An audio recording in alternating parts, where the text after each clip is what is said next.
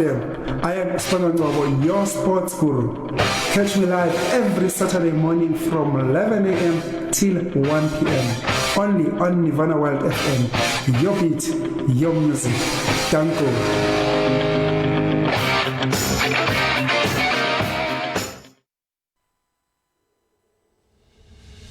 The views, opinions, or comments expressed on this program does not reflect the views, opinions, or comments of the radio station or its management. You are tuning into Sports Geek with Sponelo Ngobo, only on Nirvana Wild FM. Your beat, your music. Halala.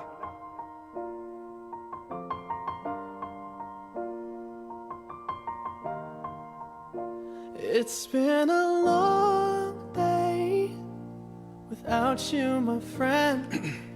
And I'll tell you all about it when I see you again. We've come a long way from where we began. Oh, I'll tell you all about it when I see you again. When I see you again. Damn, who knew? All the planes we flew, good things we've been through. That I'll be standing right here talking to you about another path. I know we love to hit the road and laugh, but something told me that it wouldn't last. Had to switch up, look at things different, see the bigger picture. Those were the days, hard work forever pays. Now I see you in a better place. How can we not talk about family when family's all that we got? Everything I would do, you were standing there by my side. And now you gon' be with me for the last ride. It's been a long day without you, my friend. And I'll tell you all about it when I see you again. We've come a long way, from where we began. You know we started. Oh, I'll tell you all about it when I see you again. I'll tell you. When I see you again.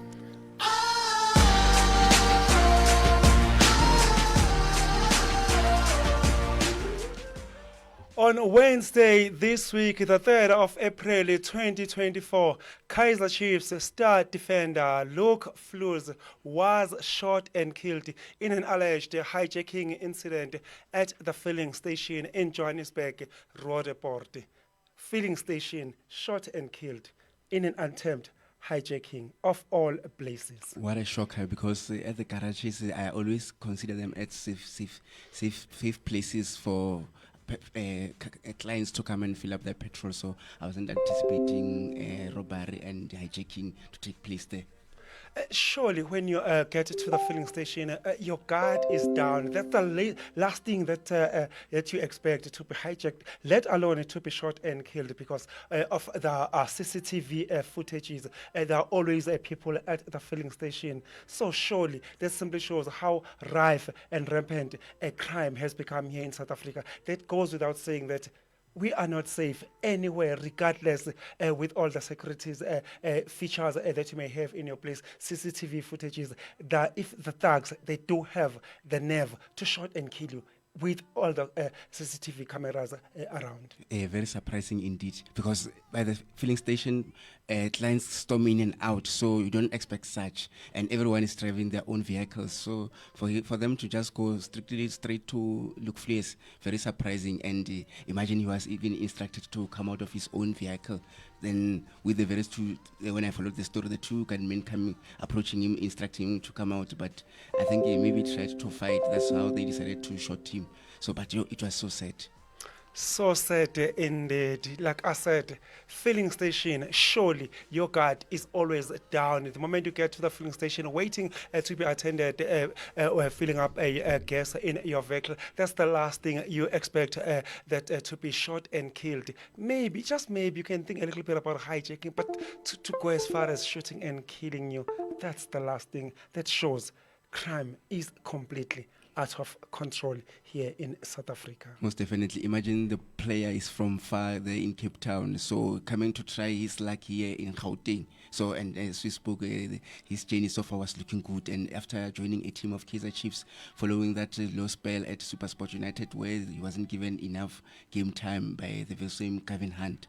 So to see him passing away like that, it was so shocking. And we are anticipating, some of the Kaizer Chiefs fans were anticipating him to make a debut in his first match.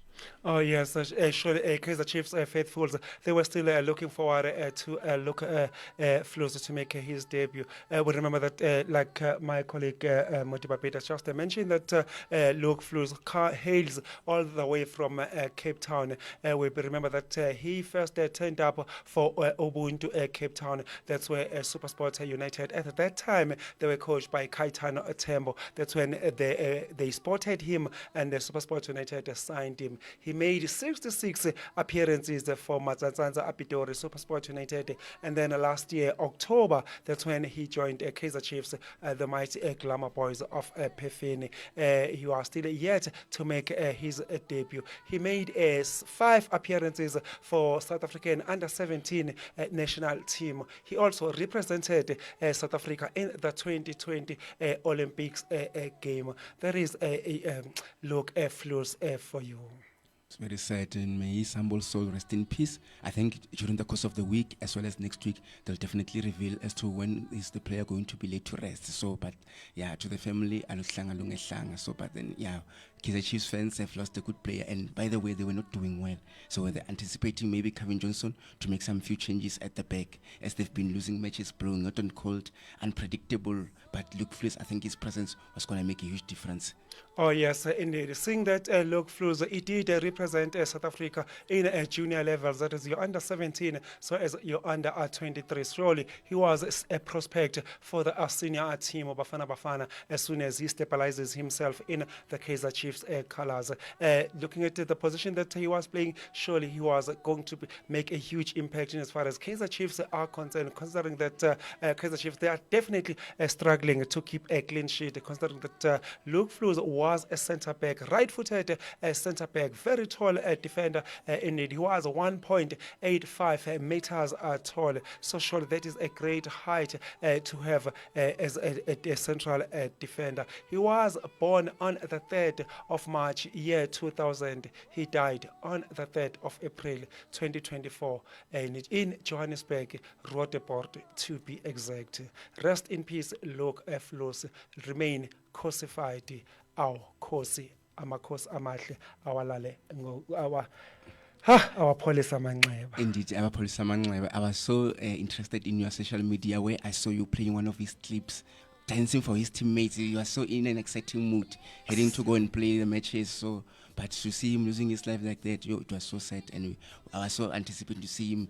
Is he going to make the difference? Because Kaizer Chiefs have been shaky at the back. Hopefully, because of Tato Yonedi Kloko wasn't playing, and then Dabulo Ngobo, I don't know if the coach maybe doesn't like the player. So at least he would have been a good replacement for the two.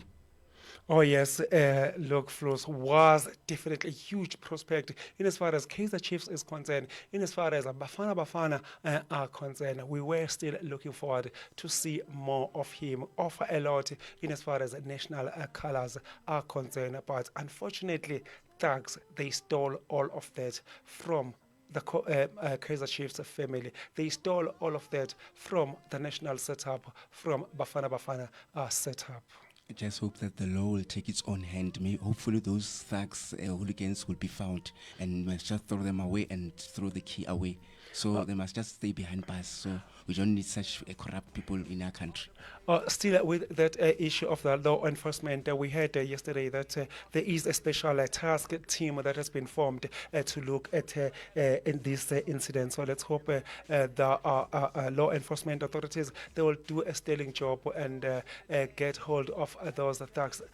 The audacity, the nerve to shoot and kill someone with all the CCTV cameras in public, by the way. In public, that I mean, it leaves me with a lot of questions. That are those people from South Africa? Because I'm just thinking, if it were to be me and those pictures were to be flighted across the country. So surely people that I went to school with, my neighbors, my family, surely people, they will recognize me. So that brings to me the possibility that those people that committed such a thuggish act, maybe those people, they do have a nerve that they know that they will not be recognized, which bring the possibility of those people to be the illegal immigrants that maybe, just maybe, they're not documented. Because surely, if I know that I've got neighbors, people that I grew up with, they will recognize me. So to me, I think it is the people that know very well that even if those that footage were to be flighted,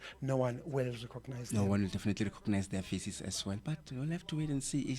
It just took me back to the Senzo Meyiwa saga, which even today, the father passed on after almost like 12 years. So, but then they can't find the real murderer, although there's been speculations that the likes of Kelly Kumalo are involved. So we still have to wait for that match. So with Luke Fleurs, I hope everything must be done correctly in order so that those perpetrators must be prosecuted.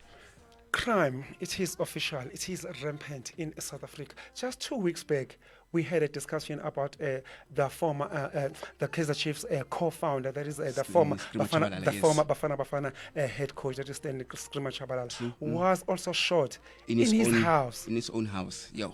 That shows no one is safe. Everywhere. No one is spared from this crime. Let's hope somebody eventually will do something about this crime and this thuggish behavior is brought to a halt. Rest in peace, Luke Fleurs. We've come a long way from where we began. Oh, I'll tell you all about it when I see you again. When I see you again.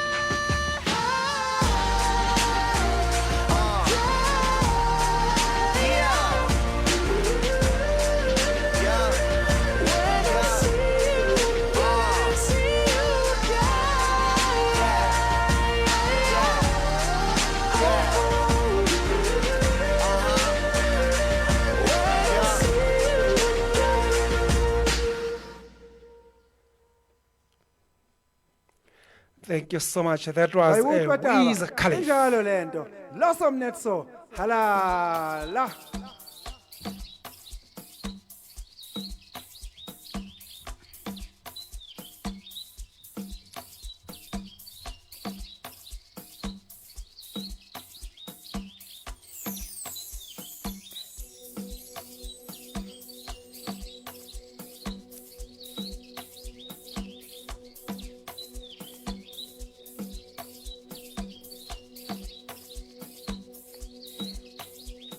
It is the 6th of April 2024, first weekend after Easter weekend. Hoping you did have a sterling Easter weekend last weekend. Let's hope those were on the road, they drove safely and kept away from the road incidents. Even though last week we did speak about the bus incident that happened out in Limpopo. That bus, I believe it was traveling from Botswana to Limpopo, where 45 passengers perished. The bus fell off the bridge, caught fire, and then everyone in that bus, 45 people in that bus, all of them died. Yo, that's a such moment. Imagine as they were going to meet their very own bishop in Boyne. It's always a time for Zion Christian members to go and fellowship there. So I had also speculations that only an 80-year-old child survived. It was sad.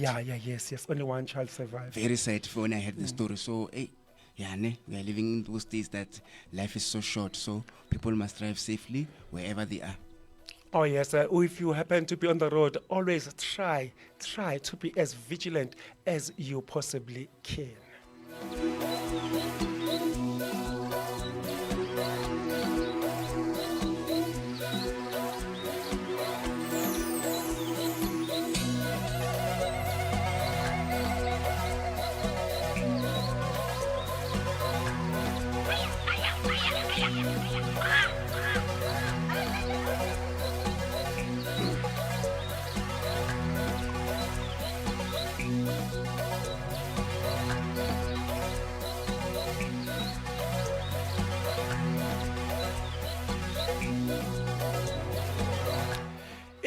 you are a Kaizer Chiefs fan and you happen to be a Manchester United fan, on top of that, and be a South African, so surely you had a week to forget, a horrific week. Why do I say that?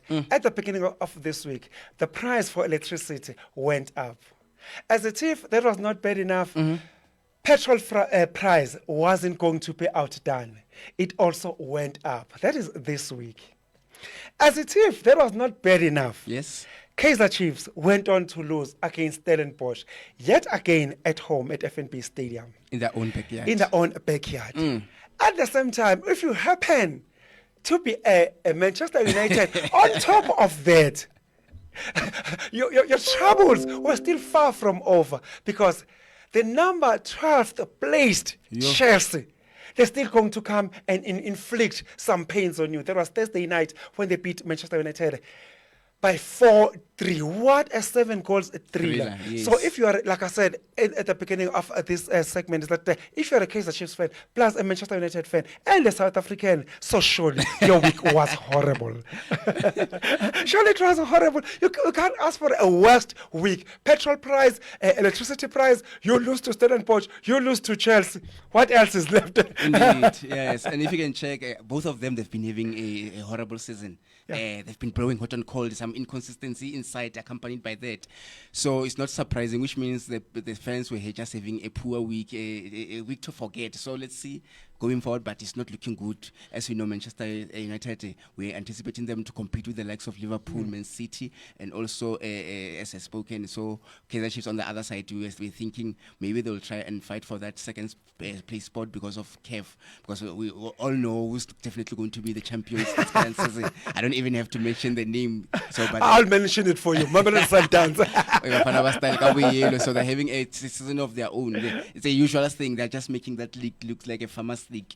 So, but then with Kaizer Chiefs and Manchester United, I think Eric Ten Hag, Kevin Johnson, they must just look themselves into the mirror and just really ask themselves what's really going on, because it seems as if they're trying everything, everything's just falling apart. Just coming back to Kaizer Chiefs, looking at that Stellenbosch game, I mean, when you look at the Kaizer Chiefs players' body language, it said a lot. Their body language, they look tired, negative body language. They don't look like they want to play. They don't look like they need at least 1 point. I mean, don't you think Kaizer Chiefs, they must just sit out the rest of the season, just take leave and forget about the league, go elsewhere, recharge, and just give away those points, because anyway, it doesn't look like Kaizer Chiefs, they want to play. You're taking me back to the game that I watched between the very same Kaizer Chiefs and Cape Town City. I was telling somebody, I'm like, these players, they look unfit. There's no confidence, there's no identity, there's no structure. So what were they doing during that particular international break? Because they had a 1 month international break. There was a resumption of the league, then another international break for 2 weeks where we saw Bafana playing against Algeria. What were they doing as well? So it looks like things are not going well. They look tired by the looks of things. They can't even compete. So I don't know what's going on. Looking at the Kaizer Chiefs, surely it is disastrous what's happening at Kaizer Chiefs. And my main concern is that South Africa needs a strong Kaizer Chiefs. Exactly. South Africa needs a strong Orlando Pirates. South Africa needs a strong Mamelodi Sundowns. So now with Kaizer Chiefs going one way, which is to the south, surely that calls for concern in as far as South African football is concerned. And in the past, Kaizer Chiefs, they used to be the flagship of South African football. So seeing Kaizer Chiefs embarrassing their fans week in, week out, surely that calls for concern. Like I said, don't you think they should just sit out the rest of the season, take leave or whatever the case is, or maybe even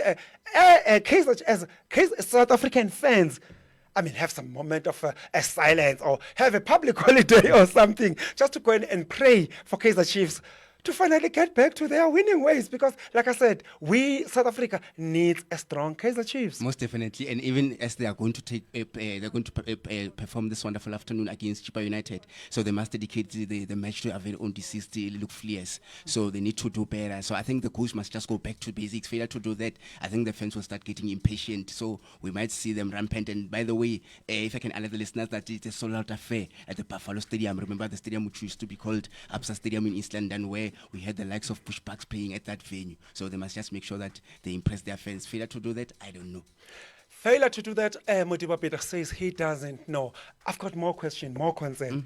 Yes, I know you, most of the Kaizer Chiefs fans, they've been calling for Kevin Johnson to be fired or whatever the case is.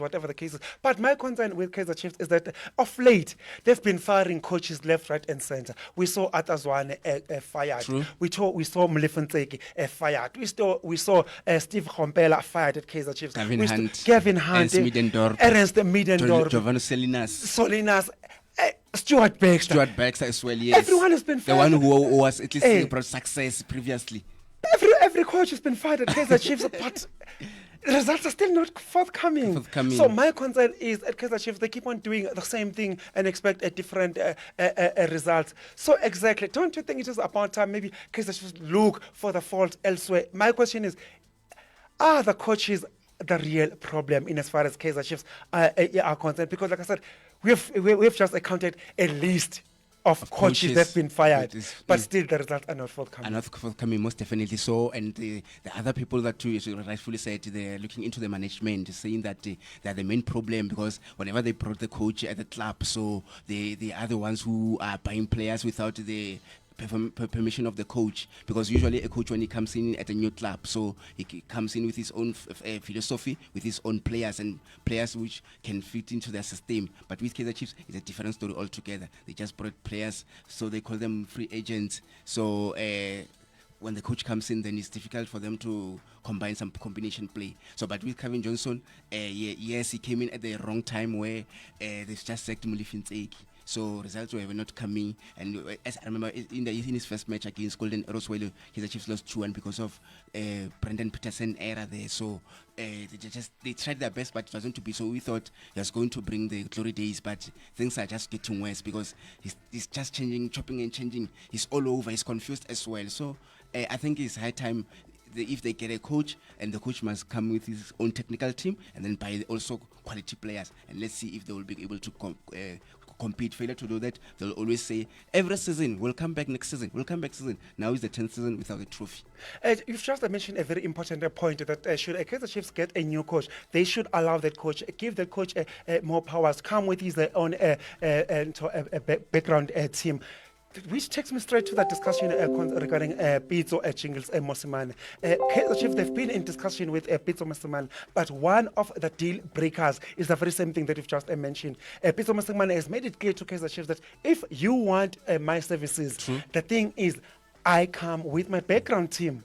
So you're not going to force any assistant coach. You're not going to force any Messiah to me. You're not going to force anything to me. I come with my background team. And those are the terms and conditions of Pitso Mosimane, of which Kaizer Chiefs does not want to budge to those conditions. Remember, even way back in 2015, Kaizer Chiefs, they had a big fight with Stuart Baxter, when Stuart Baxter wanted to bring his technical team. And then Kaizer Chiefs management, they made it clear that we here at Kaizer Chiefs, we do things are different. We will sign the players for you. You as a coach, your job is to work with whatever we give you. You're not going to tell us which player you want, which player you do not want. So that takes me back to that point that we've just discussed, that maybe, just maybe, the problem is not with the technical team in as far as Kaizer Chiefs is concerned. I didn't say anything about tampering or interfering. Interfering. That's the key word in as far as coaching is concerned. But it is definitely bordering in those lines. Most definitely. So it's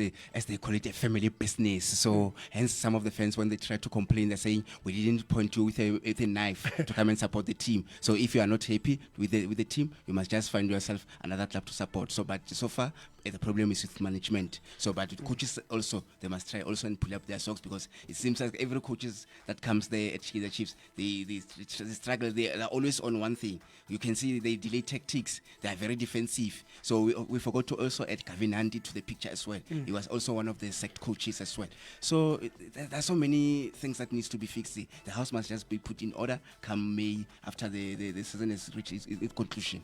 But you've just mentioned Kevin Hunt. Kevin Hunt was always a great coach before he joined Kaizer Chiefs. True. He joined Kaizer Chiefs. He became a little bit shade of himself. He joined SuperSport. He's doing well in as far as SuperSport United is concerned, with a very lean budget, with very, very average players. There are no big names in as far as SuperSport is concerned, but Kevin Hunt is doing great. So that simply shows it is not about the coaches. It is about an element of interference from the management. Like we've just discussed, the Pitso Mosimane, the Pitso Mosimane made it clear that you want my services, I come with my technical team, and you back off as Back off, management. and I buy my own players. Buy my own players. True. Allow me, give me the freedom to do things my way, and then you hold me accountable if the results are not forthcoming. So that simply shows it is not about the coaching staff. The problem, in as far as Kaizer Chiefs is concerned, is somewhere. Maybe. It looks like it is definitely in the boardroom. In the boardroom, most definitely. As we spoke about Kevin Hunt as well, we forgot to add in Pitvest as well. That's why he won the MTN. He did well. And the DSTV Premiership, by the way, while this was still Absa Premiership. Even at Swallows, at some stage, Kevin Hunt coached Swallows. He did something with, he did wonders with the Swallows. So Kevin Hunt, we cannot second guess Let's Kevin not forget Hunt. Black Leopards as well. He was there. He finished within the top 8. So he's done well in every team that he's coached. The only downfall was when he was sacked as Chippa United due to string of poor results. So I think That's Chippa United. Come on. Yes, even Pengis was impatient with the coach. That's why he was unable to get results. But so far, I think, as you know, he also took Kaizer Chiefs to the semi-finals of CAF Champions League. So I think, yes, as rightfully said, it's with management the problem. Yeah, absolutely. Come on, Kaizer Chiefs. I mean, it is not rocket science. I mean, you've been firing coaches left, right, and center. Still, results are not forthcoming. I mean, really, now, come on. It is so obvious. The problem is not with the coaches. It is in the boardroom. Fine, it is a family business.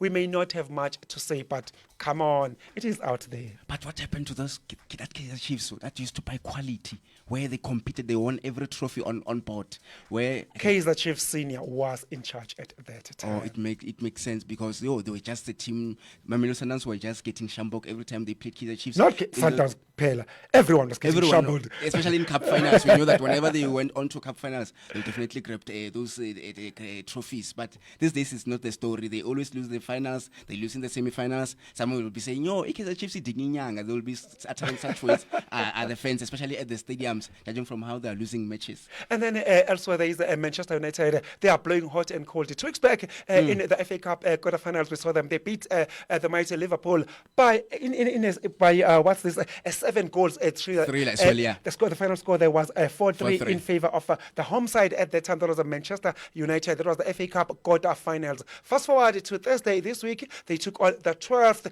placed Chelsea, which is blowing very, very hot. And Chelsea, that's doing very bad at this season. Yes. But as bad as Chelsea is doing this season, but they had what it takes to beat Manchester United by the very same 7 goals at 4-3. They need to fix the defense. That's what I've seen. So Andre Onana again, he's been conceding goals. I've hardly seen him keep the clean sheet. So I don't know what's wrong. Yes, Chelsea, they crashed Manchester United on a Thursday by 4 goals to 3 in almost in the last 48 hours. The very same Manchester United. The question is, how will they regroup? Do they have enough time to redeem themselves, regroup themselves, and take on the current table toppers, the current log leaders? That is Liverpool, because that's what is happening tomorrow yes. at Old Trafford. Manchester United, they take on the current log leaders, the mighty Reds, Liverpool. This time around, it is the league game. Will they have enough time to redeem, collect themselves, and take on the current log leaders, the mighty Reds, come tomorrow afternoon? So it's a crash game. So Liverpool will be seeking that revenge. Oh, yes. They will be seeking revenge. Especially what transpired in the FA Cup. So I can't wait for that match. So hopefully, because I'll be in the studio tomorrow at Runback, so I'll be able to watch that match. So it's going to be a tough game because currently they are rooted top. They're currently top of the log.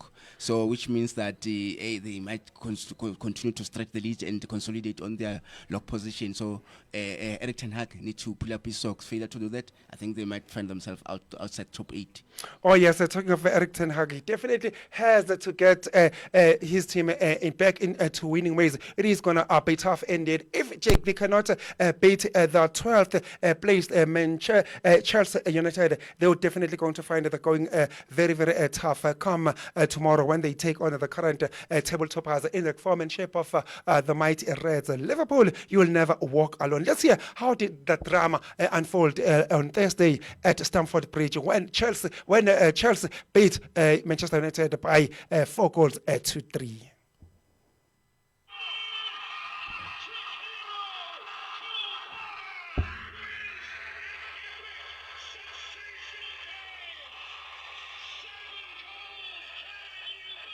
Yo.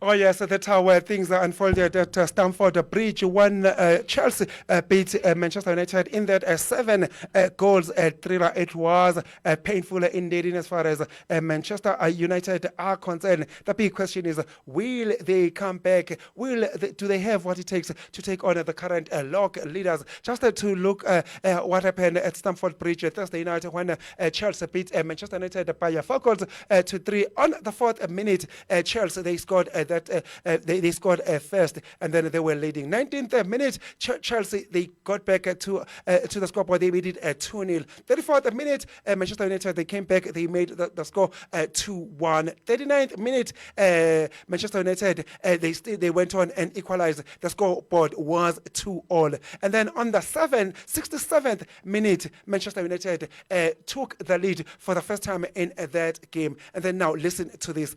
On the 30 minutes later, 97th minute, Chelsea leveled terms.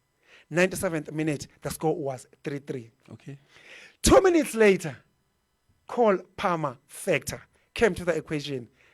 Win it for Chelsea. They made it 4-3 on the 99th minute. That was the state of affair. Still with a Cole Palmer. Don't forget that young boy, he scored a hat-trick in the very same game. He scored 3 goals, and the very same Cole Palmer was released at the beginning of the season by Manchester City, Pep Guardiola. So surely Manchester City, they are eating the humble pie when they see that boy Cole Palmer shining so much in as far as Chelsea is concerned. And very surprising, they also dropped point against Arsenal where they played goalless. So maybe his services would have made a difference. Oh, yes. Yeah, so by the looks of things, I think Manchester United were hit by that lapses of concentration. You can't concede 2 goals at the crucial time. So they were overconfident after taking the lead of a 3-2. So I think I've said that they need to fix their defense. That's where the problem is, because every season they are conceding goals after goals. So it's a problem.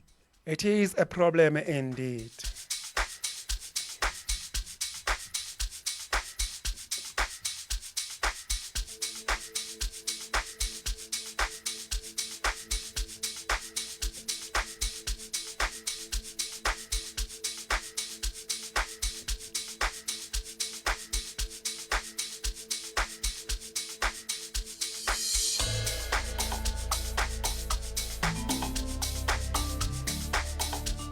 A very good morning and a warm welcome to you wherever you are within the South African borders and beyond. We've got you covered. Don't you worry about a thing. All you have to do is sit back, relax, and allow us to entertain you. We are tuning in to Sports Geek with Sibonelo Ngcobo only on Nirvana World FM. Your beat, your music. You can always get in touch with us on our studio WhatsApp line number, which is 07-333-16934. The studio WhatsApp line number again is 07-333-16934. TikTok and Facebook, we are there as Nirvana World FM. While on socials, you might as well follow me at Sibonelo Ngcobo across all social media platforms.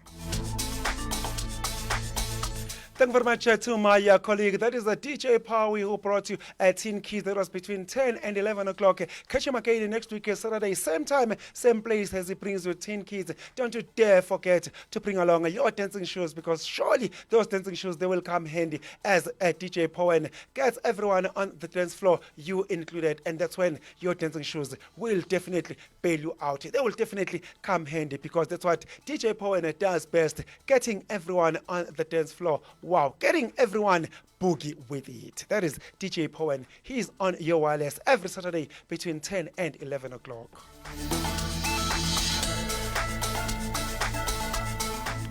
A big shout out to my sound engineer, that is Dr. Palat Singh. He's behind the scenes. He's overseeing all the sounds and stuff. Thank you very much to our sound engineer. That is Dr. Palat Singh.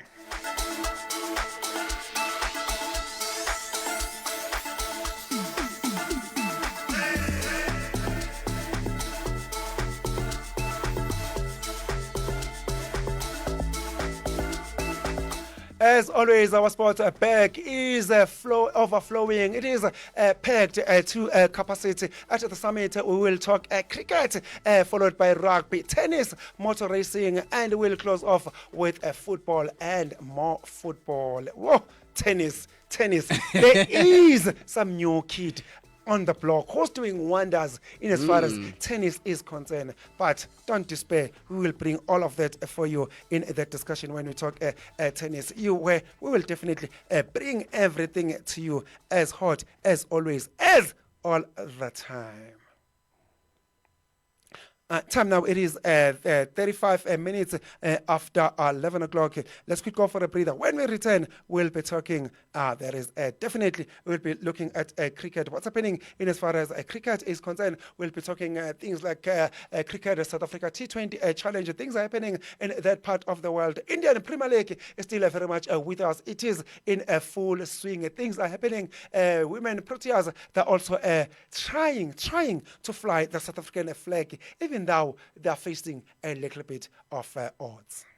Welcome. This is your favorite station. Stay tuned.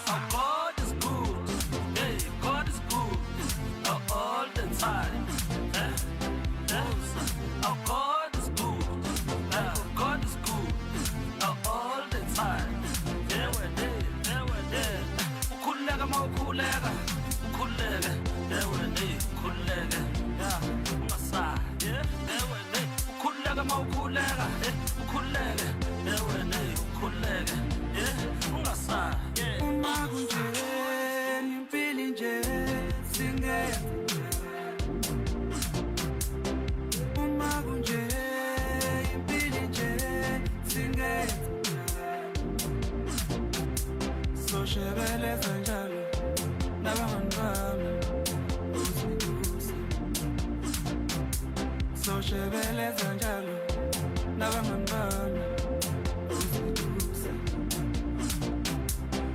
uma kunje impilo nje singedwa uma kunje impilo nje singedwa so shebeleza njalo nabangani bami uzibuze so shebeleza njalo nabangani bami uzibuze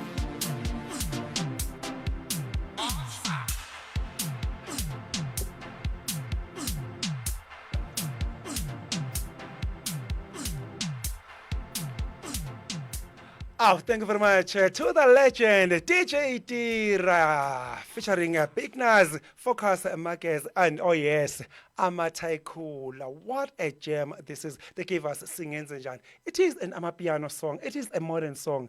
It is a dancing song. Indeed, But you can hear in the background there is bit an of element of gospel.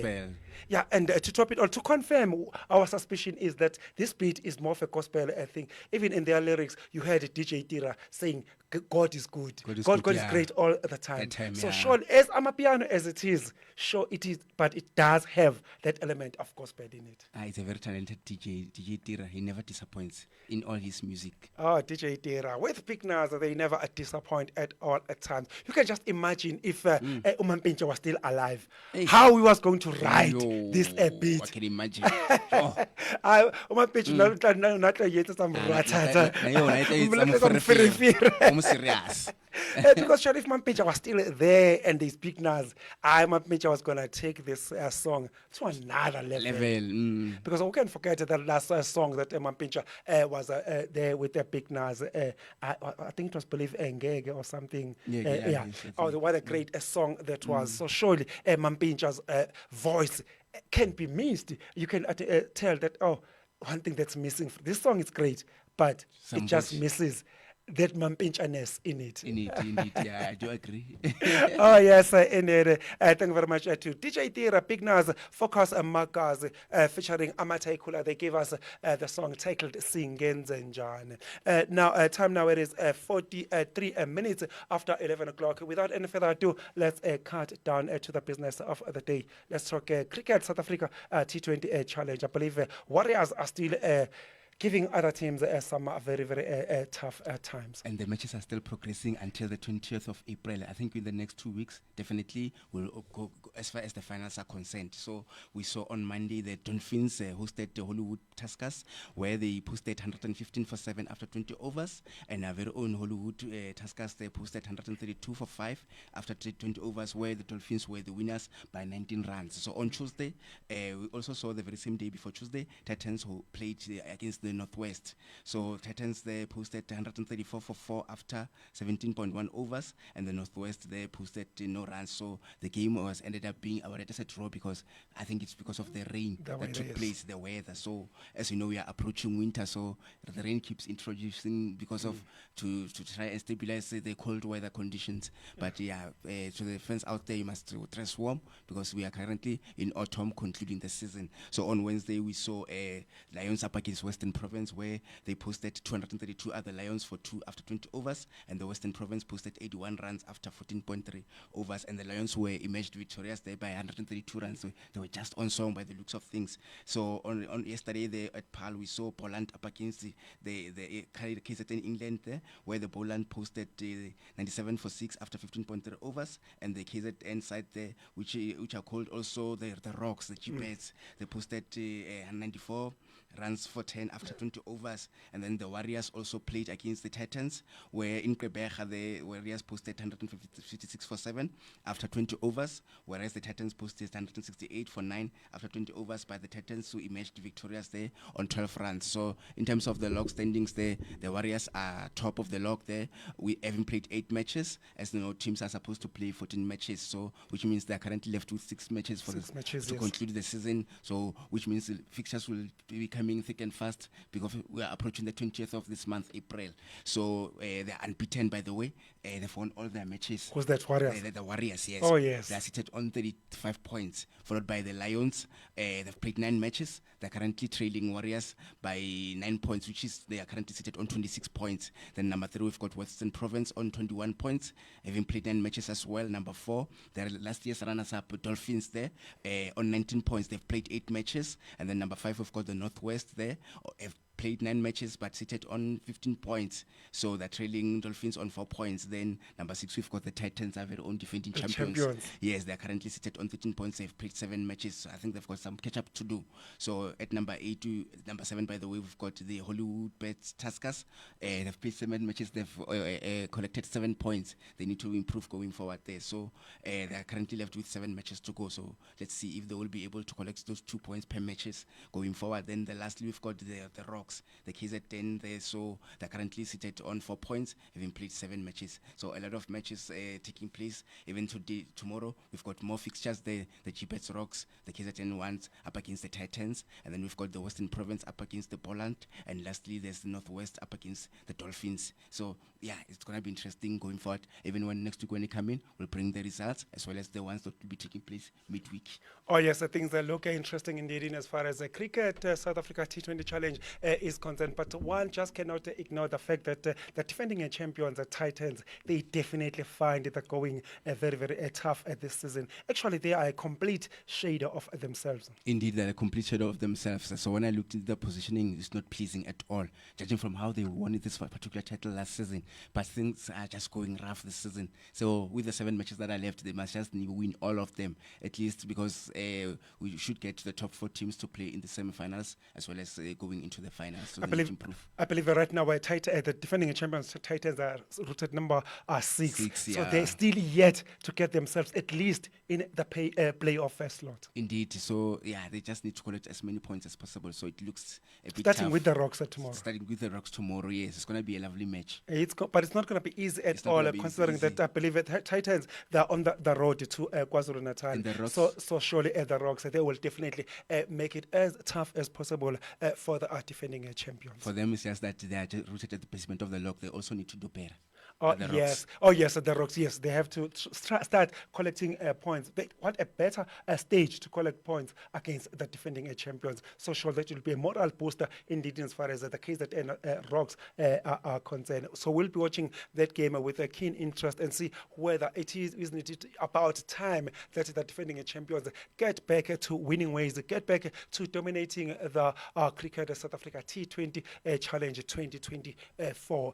Still with the cricket, but this time around, let's go at international level. Women Proteas, they had a date with their Sri Lankan counterparts. What happened there? And by the way, we were so excited last week as they won their first series and they were leading that series 1-0. So Yes. thinking in the second series, if they are to win that particular series, definitely they will be winners because in the third series they will be playing for pride, for the flag of the country. Even if they were to lose that particular third series, they're still going to be imaged as winners. But it wasn't to be. And guess what? The Sri Lanka this time around, they came in a different team in that game in the second series that took place at Potchefstroom, where they posted 138 for 3 after 18.5 overs. So us South Africans posted 137 for 8 after 20 overs. And guess what? Sri Lanka won by 7 wickets. So with 7 balls remaining, you can see that on the day we just struggled. So I don't know what went wrong there. So on the third series, Sri Lanka posted 156 for 6 after 20 overs, and then us we posted 155 for 6 after 20 overs. You can see that it was just marginal, but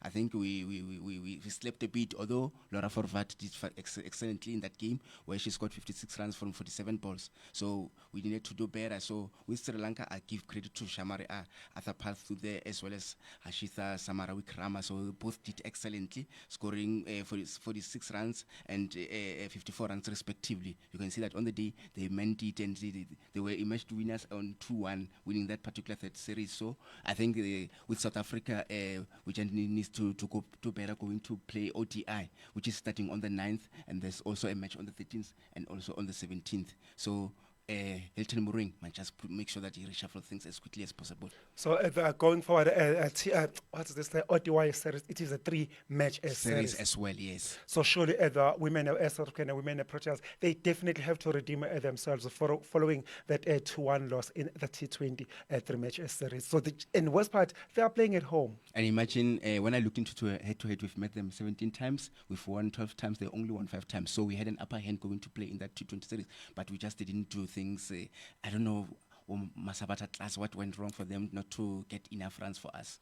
Let's hope Laura Volvard and her troops, they will definitely pick themselves up and take the fight to their visitors, that is their Sri Lankan counterparts, and come to the party in as far as the ODI is concerned. That is one day internationals. Then we'll be hoping that women Proteas, they will definitely avenge their loss, their 2-1 loss in the T20 format. Still with cricket, but now let's go elsewhere in India. Hey, it's happening in India. Indian Premier League. Hey, My. Sparks are flying all over the show. Sparks are flying. There's been some blowing hot and cold. Defending champions are still struggling. And per day, there was one match taking place. So if I can also give the results of some of the matches that took place from the 1st of April, where we saw Mumbai Indians, our very own Kwanama Parker. So yes, this team was playing against Rajasthan Royals. Yes, he did excellently by grabbing a wicket, but then on the day, they didn't win the match. So I was so disappointed with that. So I was thinking, because they are currently rooted basement of the log, they could have turned things around, but it wasn't to be on the day, where they posted 125 for 9 after 20 overs, and Rajasthan Royals posted 127 for 4 after 15.3 overs. You can see that the Rajasthan Royals were just on another level on the day, so where they won by 6 wickets on the day. So on Tuesday, we saw the very same Royal Challengers Bengaluru up against the Lucknow Super Giants there, where the Royal Challengers Bengaluru, they posted 153 after 19.3 overs, and the Lucknow Super Giants posted 181 for 5 after 20 overs, and the very same Lucknow Super Giants who were winners on the day by 28 runs. So on Wednesday, we saw Delhi Capitals up against Kolkata Knight Rider Royals there,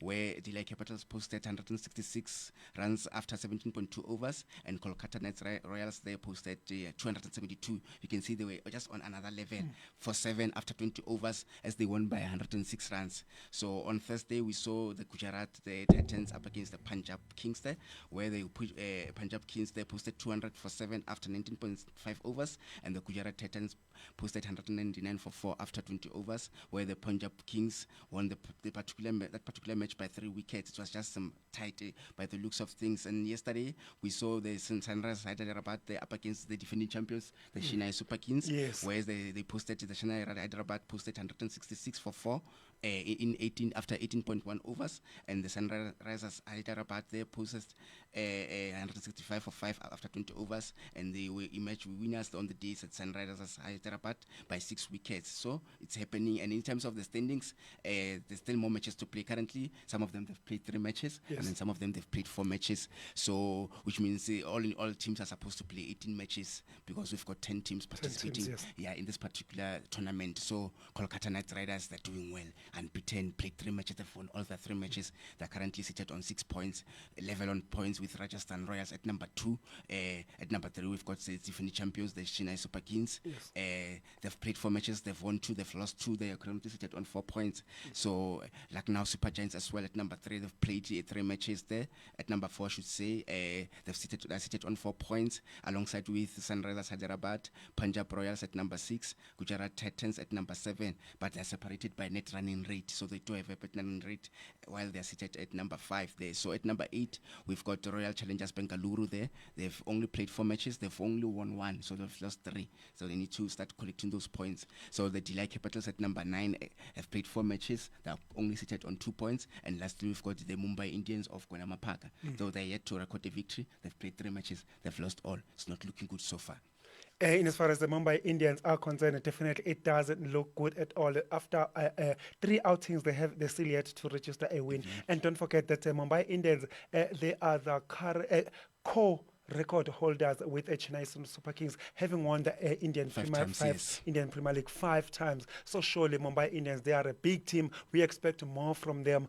So surely these Mumbai Indians to be rooted at the bottom, surely it doesn't reflect, it is not a true reflection of who Mumbai Indians are. And if I'm not mistaken, they've got quality in that team, so they need to start picking up those points. They're not doing well. So I think the coach as well, maybe he might be showing the door going forward, saying, no, you are just the team's dignity is down, so you must keep the morale up. So things are not going well so far. Oh yes, absolutely. Mumbai Indians in Indian Premier League, in football, it's more like your Real Madrid. So it is so not acceptable to see Mumbai Indians rooted at the bottom. Like they always say, the numbers do not lie. They've won the thing 5 times. So surely Mumbai Indians to be at the bottom. So surely something is not lacking there. Yeah, they have disappointed their stats. So, and you can see the other thing, as we spoke about them, the Chennai Super Kings, so far, not bad so far. So they just need to start picking up points as well as they're rooted number 3. So with them and Mumbai as their level on titles, they must just show it by playing and improving as soon as possible. You just mentioned Chennai Super Kings. We saw them last night. They took on Sunrisers, the Hyderabad, where our own South Africans featured there. That is your Henrich Glassin and Aiden Makram. And then still with Aiden Makram, we saw him last night getting his first half century for this season. And that was enough to get his side over the line when they beat the defending champion, that is Chennai Super Kings. So by the look of things, Aiden Makram, his T20 form continues to shine in as far as the IPL is concerned. Who knows? Maybe he might be the player of the tournament at the end of this wonderful tournament. Let's wait and see. But so far, he's in the right track. Oh, definitely in the right track indeed. And if you're in the same team as Henrich Glassin, you've got all the reasons to shine. And you know, it's been fantastic so far in this wonderful tournament. He's reaching those runs, left, right, and center. So hopefully, who knows, in the upcoming World Cup come June, he'll do well for our country. You've just mentioned the T20 Cricket World Cup that's coming up in June. How far off are we, and what can we expect as far as that T20 Cricket World Cup is concerned going forward? So we are currently left with 55 days to go. You can see that 55 days. Days are going thick and fast. So June is not that far. As currently we're seated on April. Soon we'll be entering May. So the tournament will be close up, and this wonderful IPL is a good platform for those players to get fitness, to make sure that they build their confidence, so that momentum as well, so that when the World Cup comes by, we are ready to get going, and we must make sure that we get to win, because I always say that wait that you always utter that, hey, South Africa, they can just disappoint where it matters most. They like choking even where they are not supposed to do so. So currently, as we've got four groups, the first group, India, the 2 times champions, because India, England, as well as West Indies, they've won this particular tournament on 2 occasions. So there's India in Group A, Pakistan, they've won it once, and also there's Ireland, Canada, as well as the United States, our very own host there. So in Group B, we've got England, there's Australia, who won it once before. So, those ones, they're always aggressive. Let's see if they'll do well going forward. But I think what I like is that we're still going to alert the listeners and what the teams are performing in terms of the scores and the results and the individual players in their respective clubs. In the very same Group B, we've got Namibia representing Africa, by the way. There's Scotland, there's Oman. So in Group C, we've got New Zealand. They're yet to win it as well. They're just on the same WhatsApp group as South Africa as well. There's West Indies, there's Afghanistan, Uganda as well, Africa. There's Papua New Guinea as well. So in the last group is us, South Africa, against the likes of Sri Lanka, the ones that we saw the Protea women participating with them there. Struggling as well, losing where it matters most at home. So very disappointing there. So the Netherlands, that's shocked that during the World Cup. So I think we can turn the tables when we come and play them in June. We'll have to wait and see on the 8th, by the way. So there's Bangladesh as well as Nepal. So I think we should do well, judging from these opponents that we've got here.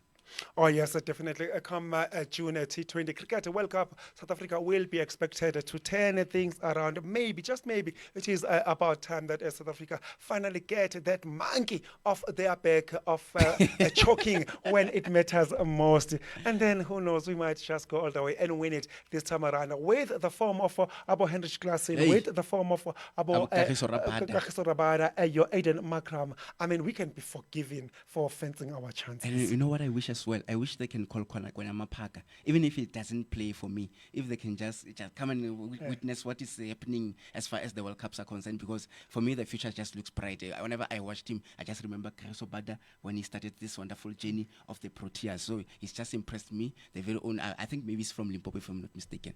Yeah, no, we'll be watching the space, especially in as far as the young sensation that is the Kwenama Parker bowler that he is concerned. So surely, should he do well in as far as the IPL is concerned, I might as well say he's currently doing auditions for the national setup. I mean, he does well. He's in the national fold. Fine. If he chokes or the pressure gets too much for him, he might be omitted. But personally, I will not be surprised if Kwenama Parker is in the plane to that Cricket World Cup, especially with the likes of Wayne Panel aging. So I will be expecting Kwenama Parker as well to be on that plane to this year's Cricket World Cup. So personally, I'm not writing that possibility out. So we'll be watching that space with keen interest whether Kwenama Parker will definitely make it to the this year's T20 Cricket World Cup. But like I said, he's currently busy with his auditions. Hey, he's just making them in a good way. So I'm impressed so far. So, and I like players like Keegan Peterson who managed to console the boy and make sure that he built his confidence. He mustn't look down upon himself considering what transpired, except that Swart player who was supposed to console the player, but he managed to bring the PhD syndrome towards the player. I just didn't like that. But then hopefully he didn't look into that, but he continued to focus and grab the wickets, which is a good thing, a good way of building his confidence going forward, because there's still more matches to play as far as the IPL is concerned. So who knows, he will still be fit, because when they reach in conclusion on the 29th of this particular May, so 2 days come, then it's a World Cup. So, and we're still going to play on this our first match. So we would have been able to travel there in USA. Very interesting. Very interesting indeed. We'll be watching Indian Premier League. How does it unfold? We'll be focusing on our young star, that is Kwenama Parker. How does he cope with the pressure in as far as Indian Premier League is concerned? Let's quick go for a breather. When we return, we'll be talking rugby and more rugby. But how I wish you'd be here with me all year around. Ramadan. Very warm greetings. On behalf of Nirvana World FM and myself as your beloved ward councillor Imran Musa, I wish to take the opportunity to wish one and all a blessed Ramadan, a month of serious reflection, a month that many of us need to understand how the impoverished feel, how they feel when we fast. That is the way many of the people that do not have food feel continuously throughout the days. So this is a month that we should sacrifice, dedicate to understand with serious reflection on how many of those impoverished feel. Thank you so much. Fills up the air, Ramadan, month of the Quran. I feel it. Ever heard a baby bellow at the top of its lungs in a public place, far from your best music track, right? For a more beautiful note, contact Nirvana Sounds for your studio and live recordings. We engineer sound to perfection according to your specifications. We ensure crisp and clear audio-video conversions and delight your function with sound, stage and lights for hire. Our quotes are pleasurable to the ear. Contact us now on 083 945 7664. Nirvana Sounds, powered by Gospel World FM. In a world where compassion is needed, Ashraful Aid lent a hand to the Palestinian refugees. A source of warmth in the chill of winter, we supported children and families in Jordan. An indication to humanity's resilience and the power of unity. Embrace the spirit of giving, because every bit counts. Together we can make a difference. Donate today. Wayibutwa taba injalo lento losomnetso halala. I know a place not far away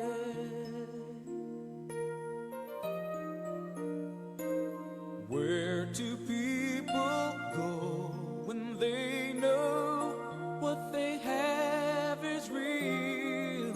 Love never felt so good, 'cause I feel so alive. I never thought I would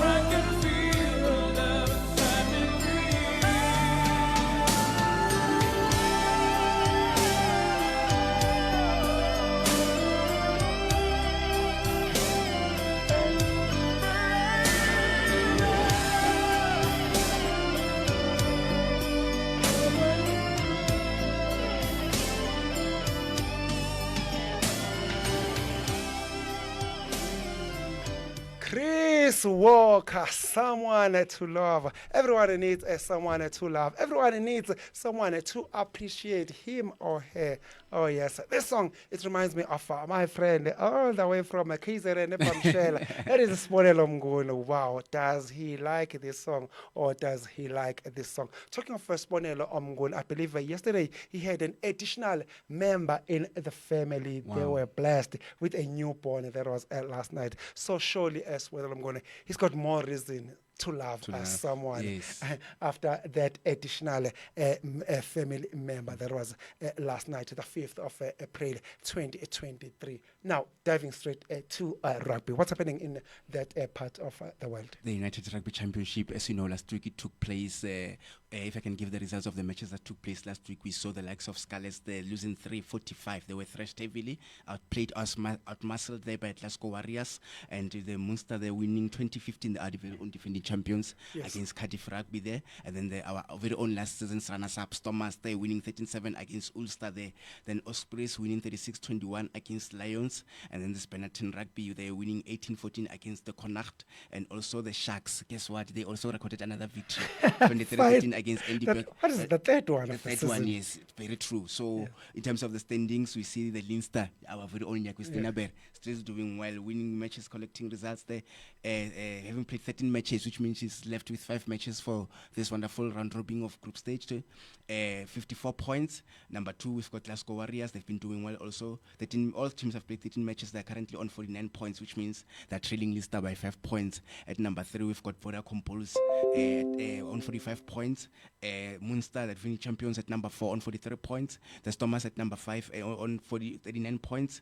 The Benetton Rugby there at number 6 on 37 points. There's Ospreys there at number 7 on 35 points. And our very own Ulster there at 35 points as well. So this are the top 8. Who knows? They might all go and participate in the Investor Cup, which are still going to talk about it shortly. And then if you go down there, there's Scarlets on number 14 on 16 points, and then Dragons and Zebri, they are on number 15 and 16 respectively, sharing 15 points each. They're separated by point difference. So the Sharks, with that victory, takes them 13th on the log. Oh yes, finally Sharks are trying to get back to winning ways, even though, like I said, it might be a little bit too late. Yes, indeed, because they left it too late indeed. With 5 matches left, I tried to count the points there. It's just only 20 points without adding the bonus points. Yes. So they can reach as far as 38 points is concerned. So, and currently the Ulster, mathematically they are still at number 8 on 35 points. So you can see that it's a huge mountain to climb. A huge mountain to climb indeed, in as far as the Vodacom United Rugby Championship is concerned, as far as the Hollywood Bets Sharks campaign is concerned. It doesn't look like a Sharks. They will make it into the top 8 slot. That's where teams will qualify for the knockout stages in as far as Vodacom United Rugby Championship is concerned. So the best that Sharks can do is to prepare for the next season. Still with the Sharks, I heard that they will be firing their CEO. They said they need a new CEO because things didn't go well in as far as a Sharks campaign is concerned. Moving away from a Vodacom United Rugby Championship now, we're going straight to Investec Cup Championship, which I believe is taking place this weekend. Most definitely, because the URC will definitely resume on the week of the 20th. So, and this week, in the next coming 2 weeks, Investec Cup will be taking place. So I've got fixtures here of the matches that took place. And in fact, there's a match that took place yesterday. The very same Harlequins losing 28-24. Winning 28-24 against Glasgow Warriors. So I was anticipating Glasgow Warriors to do well, considering their log position, because they're really performing well. As far as Vodacom URC is concerned. United Rugby Championship is concerned indeed. So, which means they bow out like that. So, as they are the last 16 of this particular tournament. So, in other fixtures that are taking place today, the Vodacom Bulls will host Lyon. So, Lyon do have an upper hand. They've won 2 matches. They've only won once. The Vodacom Bulls. Question is, can they turn the table around? Can they boost their confidence, because they are currently third on the log of the URC. It's going to be interesting. Exeter Chiefs will host the Bath there, and then the Stormers, the last year's runners-up, in this up against La Rochelle, the defending champions. Yes. They've only met once, and only Stormers have only won once. So let's see if this time around La Rochelle will try to improve, because they haven't been doing well as well. But at least they're trying to collect as many points as possible. We'll talk about the top 14 shortly. So there's Patriarchs there up against the Saracens. The matches of the Vodacom Bulls up against Lyon will kick off right now at 11:30, and then Exeter Chiefs up against Bath at 2 o'clock. Stormers up against La Rochelle at 2 o'clock as well. Then there's Sportiacs up against the Saracens at 4:30, and then there's Leinster up against Leinster at 7 o'clock this evening. So it's an interesting game because they've met 3 times. Leinster has won all of its matches. So you can see that the Jacques Sinaber is doing a sterling job. Hopefully, it's going to happen going into this match. Who knows? He might go as far as the quarterfinals are concerned. Let's wait and see. And then tomorrow we've got the Northampton up against the Munster, our very own URC defending champions there at 11:30. And then Toulouse up against the Racings there, 92, Siakolis' team at 2 o'clock. So let's see if they will be able to go as far as the quarterfinals. So next week when I come in, I'll bring the results and look ahead to the quarterfinals, which will be taking place definitely next weekend. Still with the Investec Cup champions, surely Stormers taking on the defending champions in as far as Investec Cup champions is concerned. There is La Rochelle from France. Surely, if Stormers want to win that one, they'll have to dig deep. We remember that La Rochelle, yes, they might not be doing that well this season, but they won the French League last season. Yeah. They won the Investec Cup. So they are the 2 times champions, La Rochelle. So surely, Stormers, they definitely going to find that going very, very tough come this afternoon. Most definitely. I tried to look into the look of the 2 sides Yes. from the top 14 as well as the URC. Stormers are currently 5th on the log. The La Rochelle are also 5th on the log. It's a battle for number 5. So Number 5, okay. I can't wait. It's going to be an interesting one. But yeah, I do agree when you say that they've got a mountain to climb. But I think they'll also be boosted by that confidence of the 13-7 victory they got against Ulster. So you get on the other side, they're also doing well. It's going to be war by the looks of things. It is going to be war indeed. Surely South Africans, they will definitely be supporting the South African teams in the form and shape of Stormers when they take on the defending champions. That is La Rochelle. And then on the other side, another South African franchise. That is a Vodacom Bulls when they take on another French side. That is Lyon. It is going to be tough indeed. That is the last 16 stages of the Investec Cup challenge. And then going still with the international rugby, let's go straight to EPCR challenge, which serves as the second tier of the Investec Cup. South Africa is represented in that side as well. That's where Toyota Cheetahs, they will take on the Clermont Ovani. That game gets underway at 1:30 o'clock this afternoon. And then franchise from Johannesburg, that is Gauteng Emirates Lions, they visit Benetton. That game gets underway at 6:30 this afternoon, this evening rather, South African time. And then down in Durban, Hollywood Bats Sharks, they've got a date with Zebra Parma. Zebra Parma, remember that they come all the way from Italy. So we'll be hoping that the home side, Hollywood Bats Sharks, they will do great against their Italian counterparts. That is Zebra Parma, all the way from Italy. So we'll be watching that tournament as well. There is the EPCR Challenge Cup, so as the Investec Cup is concerned, because that's where South African interest is. That's where South African franchise team will be participating. Indeed, so they must do well at the Sharks. So maybe those 3. It's knockout. They can't afford to falter. They can't afford to falter. The victory from the URC maybe can boost them, but they've been having a rough season by the looks of things. It is going to be tough indeed. Still with the news regarding the South African teams, the news that broke out this morning is that the Springboks forward, that is Stephen Kitsoff, who also been playing for us, DHL Stormers. Remember that straight after the World Cup, he was signed by Irish outfit, that is Ulster. And then fast forward to this year, Ulster, they are experiencing financial problems. So they looked at their budget, then they saw that Stephen Kitsoff is one of their high-paid players. So they've decided to release him. So Stephen Kitsoff will be going back to his club, the franchise that is DHL Stormers come end of this season. So he's coming back sooner than expected. So come the 1st of July, Steven Kitsoff will be joining his French Cape Town franchise, that is the DHL Stoma. So Steven Kitsoff is coming back to South Africa. He'll be leaving his Irish club. Still with international rugby, let's go straight to top 14 challenge. What's happening in that part of the world? I've got the results of the matches that took place last weekend there. So Montpellier lost 10-12 against Stade de France there. Then there's USA Perpignan, they won 43-12 against Castres Olympique there.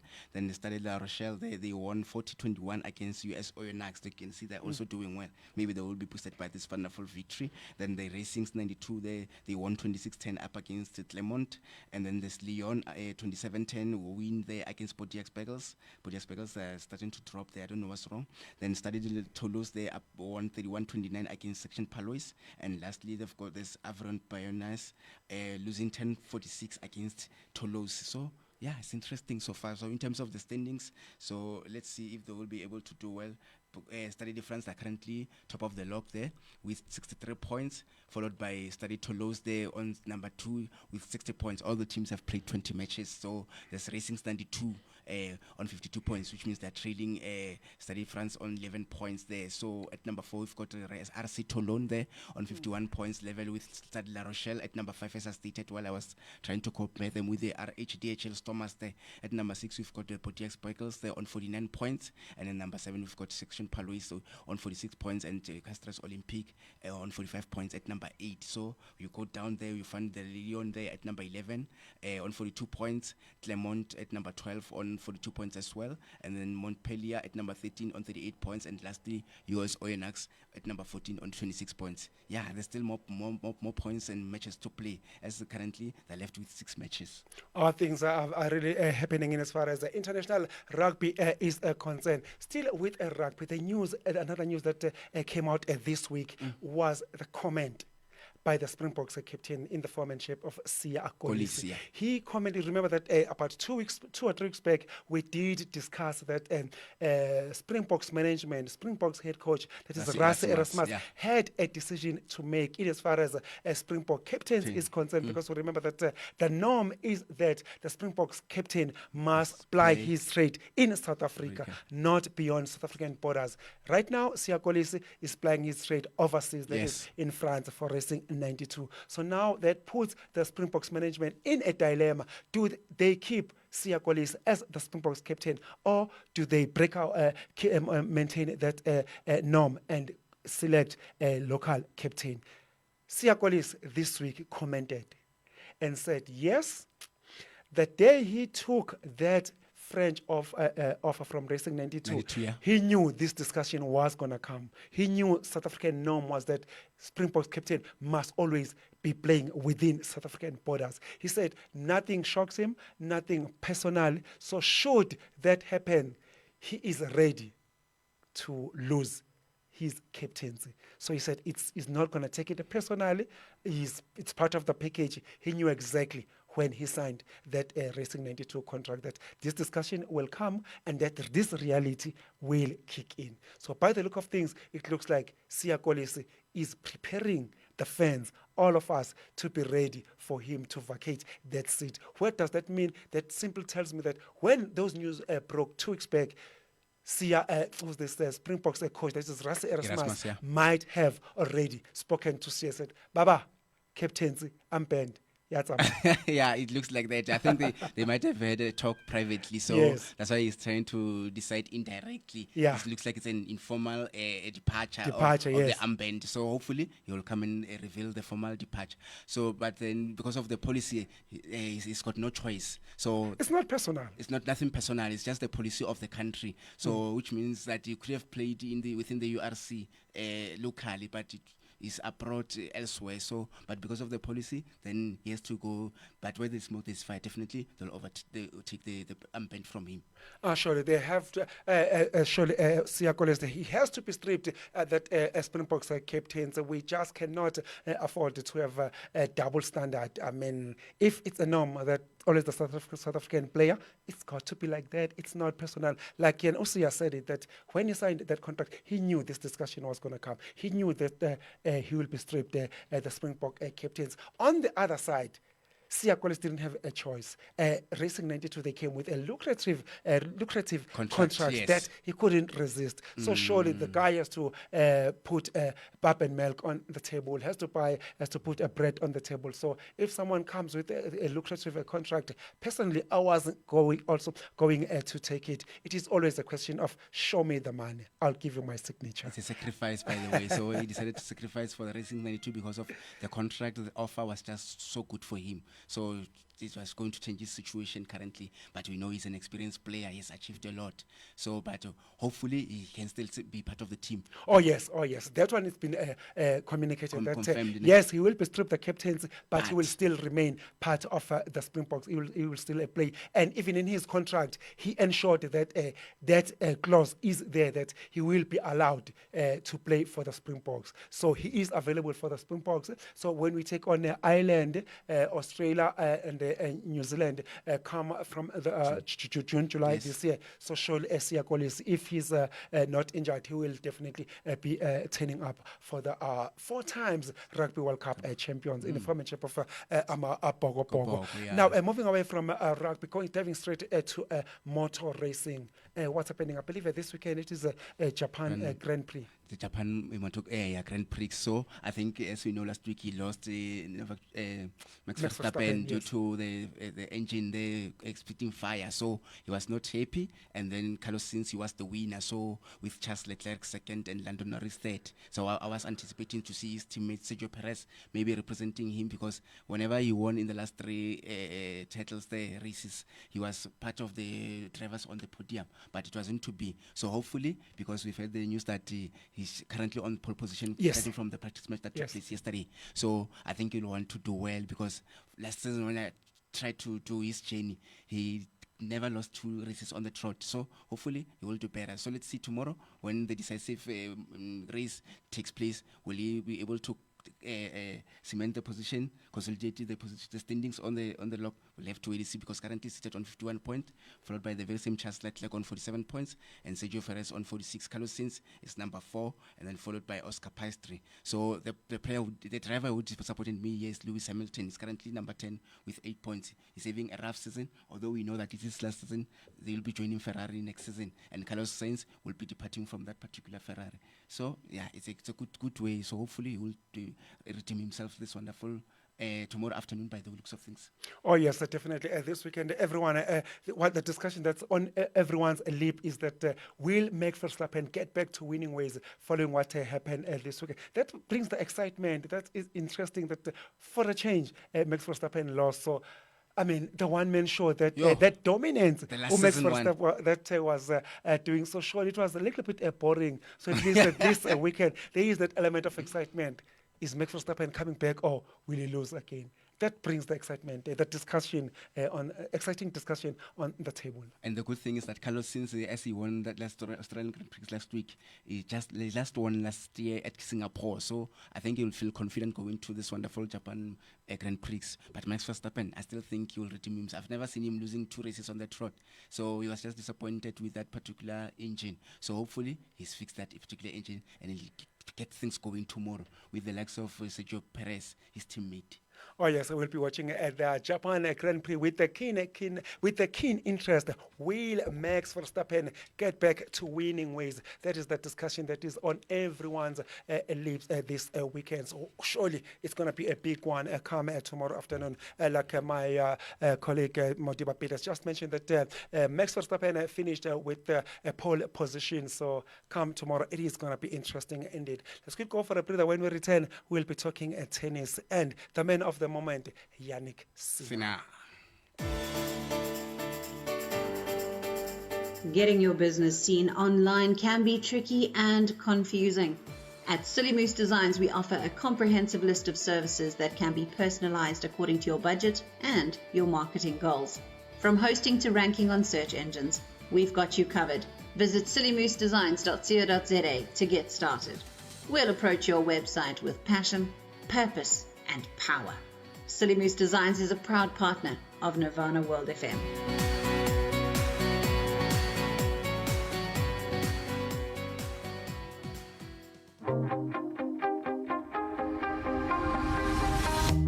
For all your mani, pedi, day, evening, and bridal makeup, contact Nail Talk by D.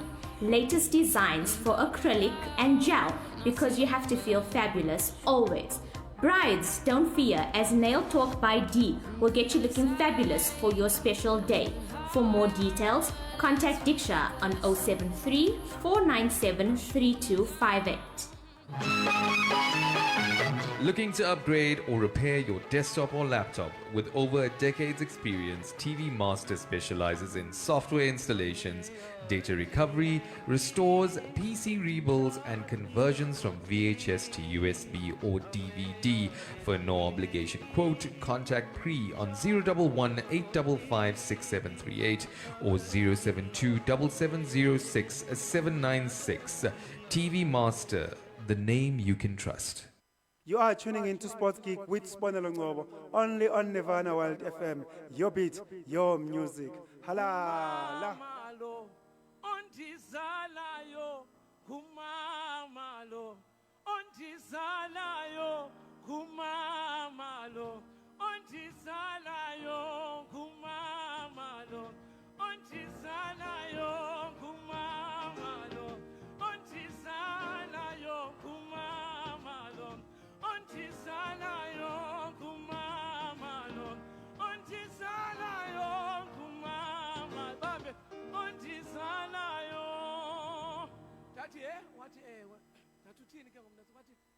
I sing kumama lobe pala lengwati. I sing kumama lobe pala lengwati. Nabi kumama gate sanala. Nabi kumama gate san. I sing kumama lobe pala lengwati. Kumama lobe pala lengwati. Nabi kumama gate sanala. Nabi kumama gate yo esana oh ayo gate sanala. Oh ayo gate yo adiyo ayo gate sanala. Ayo wathi ke ngokebeza thi xa iqhubezela ndinje nje kumama ndinje nje kuma dili yoko yoko ndinje nje kumama ndinje nje nange sudenja dili yoko yoko ndinje nje kumama ndinje nje kuma check the shoes ni yoko yoko ndinje nje kuma yeah ndinje nje yeah. I sing these songs because these songs remind me that whatever I am, I'm what I am because my mother sacrificed everything for me. You know, she could have just given up, you know, but she was not about to give up, you know. And so, even Nobake Eko, you know, I sing and I sing the song because because sometimes we forget these things when I think we've got new suits now and we're looking hip, you know, and we forget that there are people who never gave up on us. So in this time of corona and all those things, guys, protect our mothers. Please, protect them with everything that you have. Dili yoko yoko ndinje nje kumama ndinje nje kumama dili yoko yoko ndinje nje. You're listening. Ili yoko yoko nginje. Thanks to my mother. That was our Mandisi Judge is paying a tribute to his mother. That you may see me glowing, shining, being successful. It is all thanks to one person and one person only. That is my mother. Talking of my mother, that reminds me that yesterday was my mother's birthday. She was turning cool 71 years old yesterday. And then I called him. I called her and asked him, hey, what's up for your birthday? And all she said, hey, I'm going to the salon just to pamper myself, just to get my hair done and my nails. Women and their hair and their nails. That's what my mother said yesterday when I asked her that what was she do? What was she going to do with herself on her birthday? She said, "No, I'll just make a 10 go salon, get my hair done, everything, my nails done."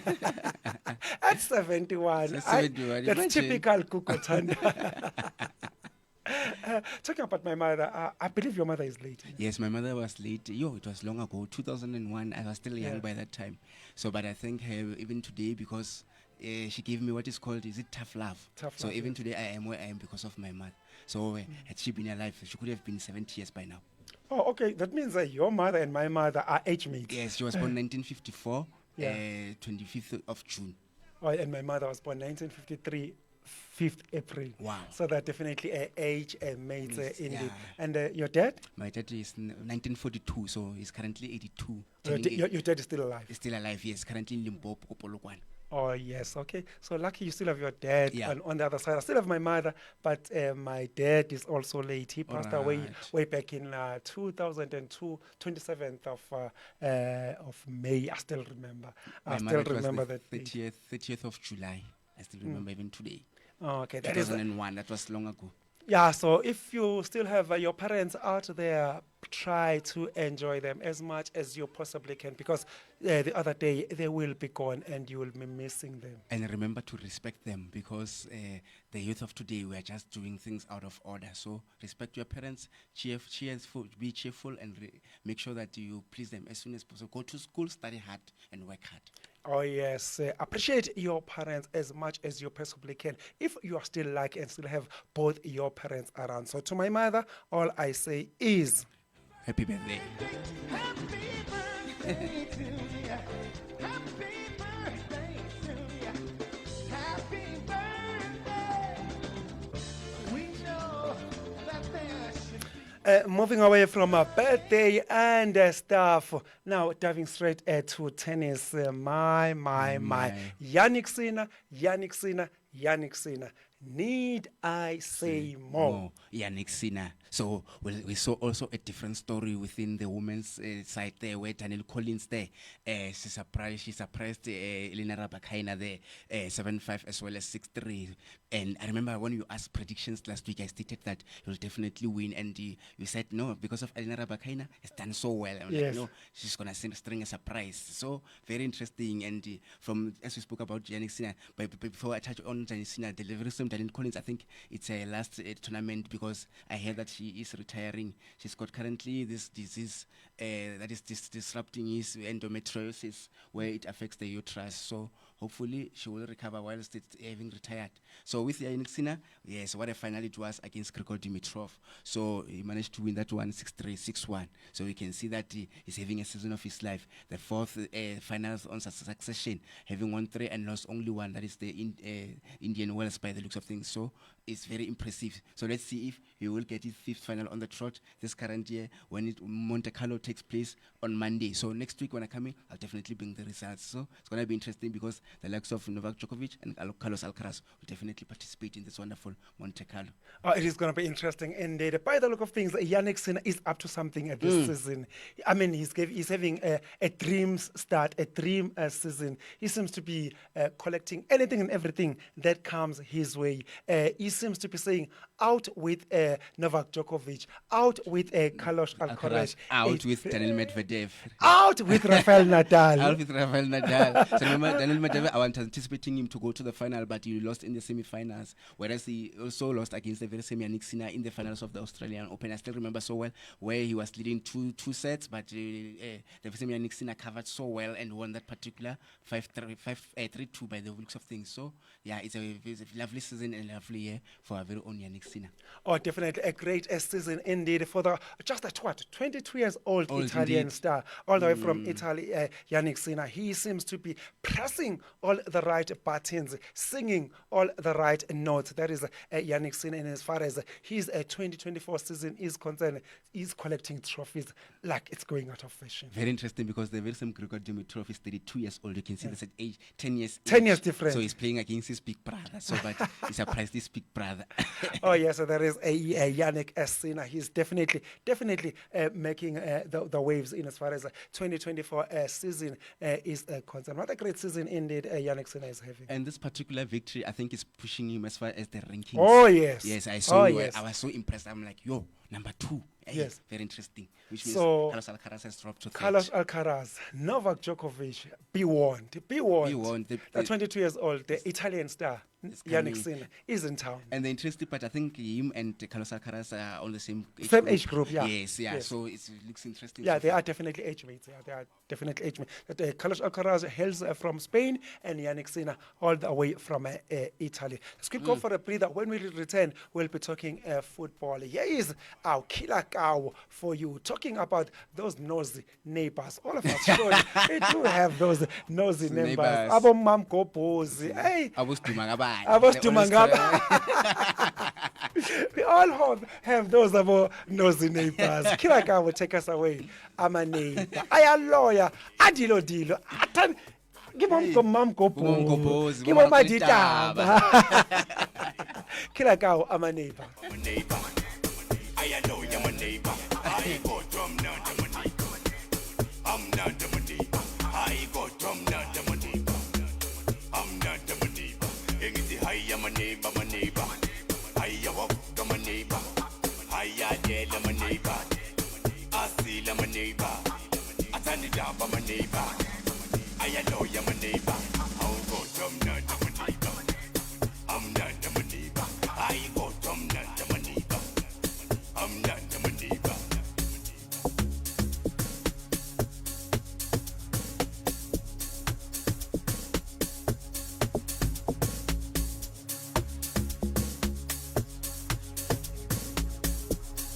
I'm not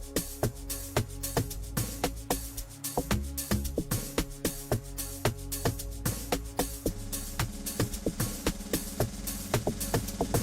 I am a neighbor, my neighbor. I walk to my neighbor. I tell my neighbor. I see my neighbor. I turn it up my neighbor.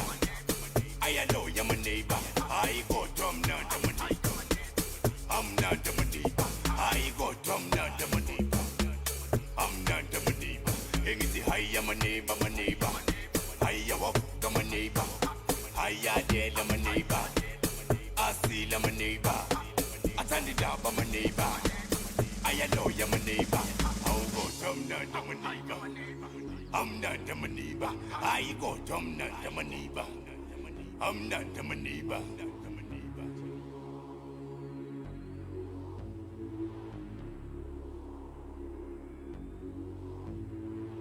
Sengishisiso somuhamba singakanani singangenso yenyoni hayi singangenso yenyoni hayibo singangenso yenyoni sengishisiso somuhamba singakanani singangenso yenyoni hayi singangenso yenyoni hayibo singangenso yenyoni sengishisiso somuhamba singakanani singangenso yenyoni hayi singangenso yenyoni hayibo singangenso yenyoni sengishisiso somuhamba singakanani singangenso yenyoni hayi singangenso yenyoni hayibo singangenso yenyoni celi papa ngizosheba ngepiano man celi papa the man hey hayibo celi papa the man hey hayibo celi papa the man hey hayibo celi papa ngizosheba ngepiano man celi papa the man hey hayibo celi papa the man hey hayibo celi papa the man hey hayibo celi papa ngizosheba ngepiano piano man, really pop the man, hey.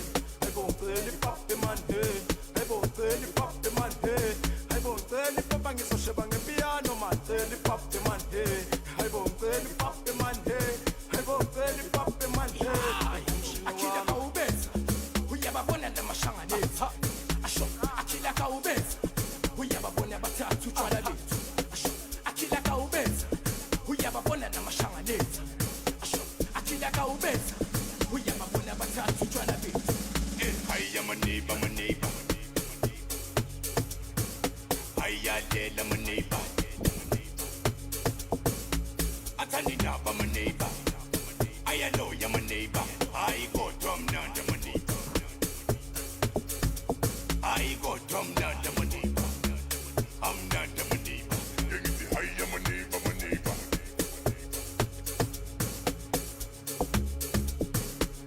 I see my neighbor.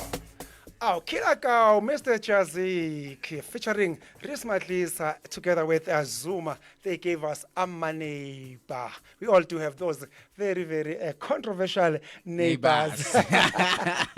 We can't do without them, and we can't do with neighbors.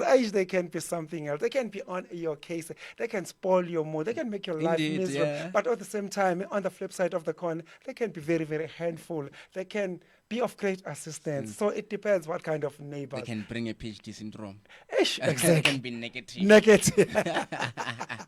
So you've got a good neighbor, good for you. Now, without any further ado, looking at the thing that time seems to be against us, let's dive straight into a DSTV Premiership, looking at the games that played over the weekend. So as a midweek, I'm not going to say anything about Kaizer Chiefs. To Stellan Poch, I'll leave that to you.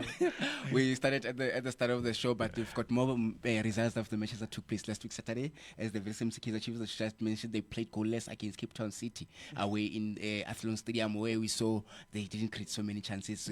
And I was like, no, they are playing one of those anti-football I don't understand. There's no structure, there's no identity. But with Cape Town City, we can see that they're able to knock the ball. You didn't roads. So it just impressed me. So, but I was surprised why Gavin Johnson is playing players like Mduduzum Danzani on the bench. Your strikers, your Christian Sailo on the bench, your Ranga Chivaviro on the bench. So I was questioning that. So at the same time, the players are not doing anything productive on the pitch.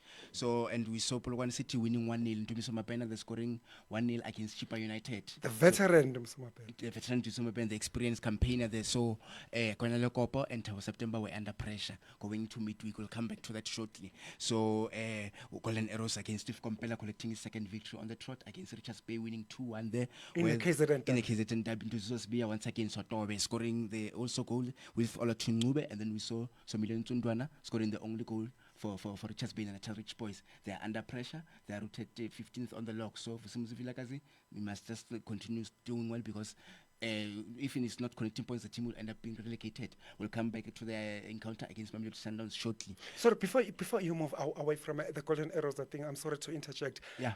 The thing that you've just mentioned, something that Sotoba Sbia has got yet again. There's something that I've just noticed. When Mapudi Kanyeza was at the helm, he was benching him. True. Steve Kombela came to Golden Arrows and he started playing the very same Sibia jersey number 10. And if I've got my facts right, I think he scored on the very same game, first game that Steve Kompala took off, and he's been scoring all the way. So surely that shows how much of a difference it does make when changing the man at the summit. So, but still, surely I must commend that Steve Kompala, what he has done to Sotoba, and Sotoba Esbia getting his mojo back, scoring almost week in, game out. Most definitely. If you can check, when Steve Kompala was still the coach before we got COVID-19, he was also playing him regularly, because he was still growing by that time. But you can see now he's an experienced player. He's a good player for me. So I was so impressed with how he's been doing. As we spoke about Polokwane City, it was his first game in charge, Steve Kompela, and they won 1-0. I remember on fan base we were complaining, hey, players are very silly. Why do you allow Mapudi Kanyeza to lose 11 matches on the trot? Then Steve Kompela comes in, you start collecting victories. We'll come to his encounter shortly against Super Sport. So, and he's doing so well, Steve Kompela. I think he's trying to rebuild that confidence, because I was so questioning why Mapudi Kanyeza is benching him, because he was having this good combination in the middle of the park with the likes of Ngobeko Dlamini. So that's why I was surprised whenever I see them playing. He's on the bench. And even when he comes in as a sub, he comes way late when he's under pressure. So good decision by Steve Compella. So in some of the results, we saw Stellenbosch thrashing Royal AM 3-0. John Matuda is also not doing well. So we'll come to his also midweek results against TSL Kalasi shortly, because he almost lost the similar scoreline there. So in fact, he lost the similar scoreline. We'll talk about it shortly. And then we saw Devin Tatas, Ikhram Reynas as well. He's been on form. Especially Somi of Royal AM scored an on goal for them to score 3-0 victory there. So TS Galaxy also won 2-0 against Amazulu. Samir Nokovic is just on form as On well. song, oh yes. Yes, and with Letlhogonolo Mojela, both two, I remember during the Calum Black Nul, they were doing ever so well, but unfortunately, they lost on penalties in the finals against Stellenbosch. Then we've got Cape Town Space, who played against Moroka Solos. Kabadino Mango scoring a late goal there, where we thought the game was going to end in a draw, because remember, Ernst Middendorp was a Moroka Solos coach, and then he left after losing 4-1 last season against Orlando Pirates to go back to Germany as a team called, is it SV Meppen? But things didn't go well. They were not in good terms with the management. That's why he decided to return back home. And Cape Town Spurs, when they had him to rescue the team, because Sean Bartlett has already made a mess by losing lots of matches, but it also keeps losing matches. We'll come back to his results shortly as well. So midweek, yes, Kaizer Chiefs lost 1-0 against Stellenbosch. In that game, I couldn't understand again what were they trying to play, because Stellenbosch, you can see that they looked confident. They were just doing so well.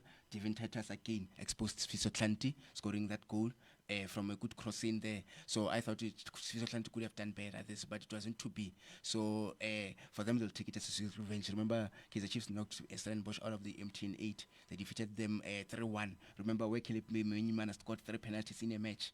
There's also 2-0 result which took place last season at FNB, the current 2-0 at Athlone, where I remember Pulimodi scored a thunderous strike where it can be a contender for goal of the season. We'll have to wait at the end of the season there. So they managed to win that game 1-0. So Mamelodi Sundowns as well, as I spoke about Visumuzi Vilakazi, Richards Bay, they lost 1-0 to Mamelodi Sundowns. A late lead goal with just seconds to end the match, because when I saw him approaching the match, he was approaching that match on a low block.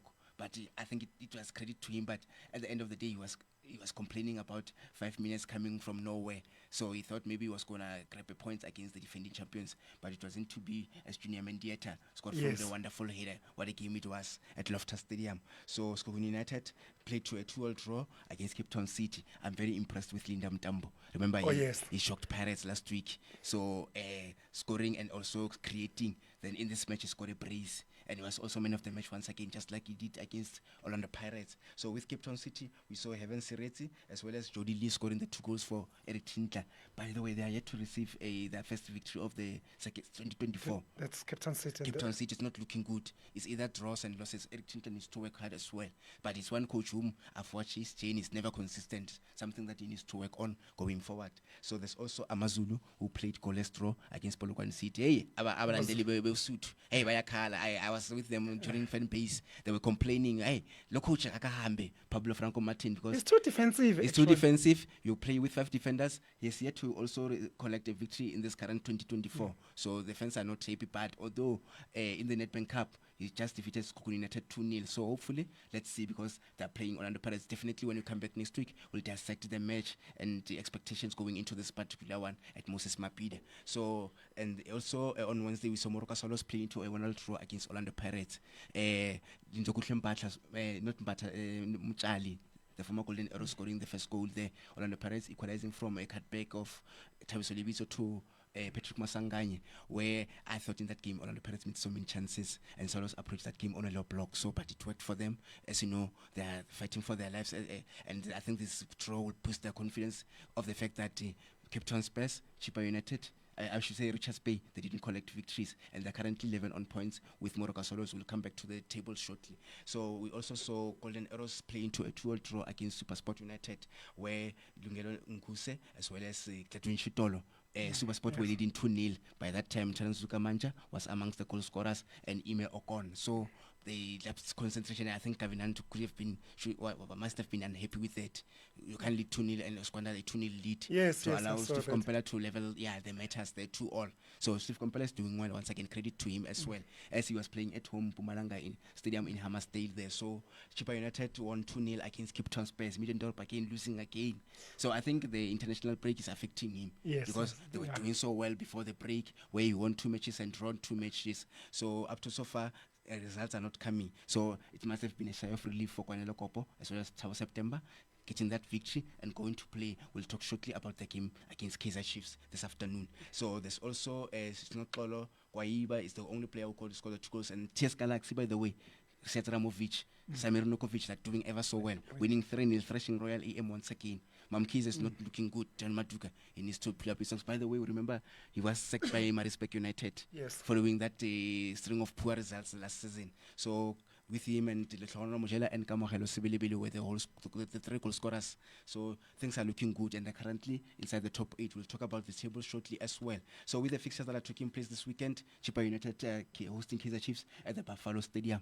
So it's a sold-out affair, by the way. So let's see, because as I've spoken at the start of the show, that they must dedicate the game to their very own deceased Luke Fleurs. So Kevin Johnson must just maybe reshuffle things, must just go back to basics. Failure to do that, we might see the Kaizer Chiefs fans rampant, maybe throwing missiles, because they always throw things inside the pitch, but it's away from home. Last season, I remember Ashley Dupree scored a wonderful goal, a Kela there outside the box. And by the way, their goalkeeper will be suspended, Chippa United, Stanila Bali.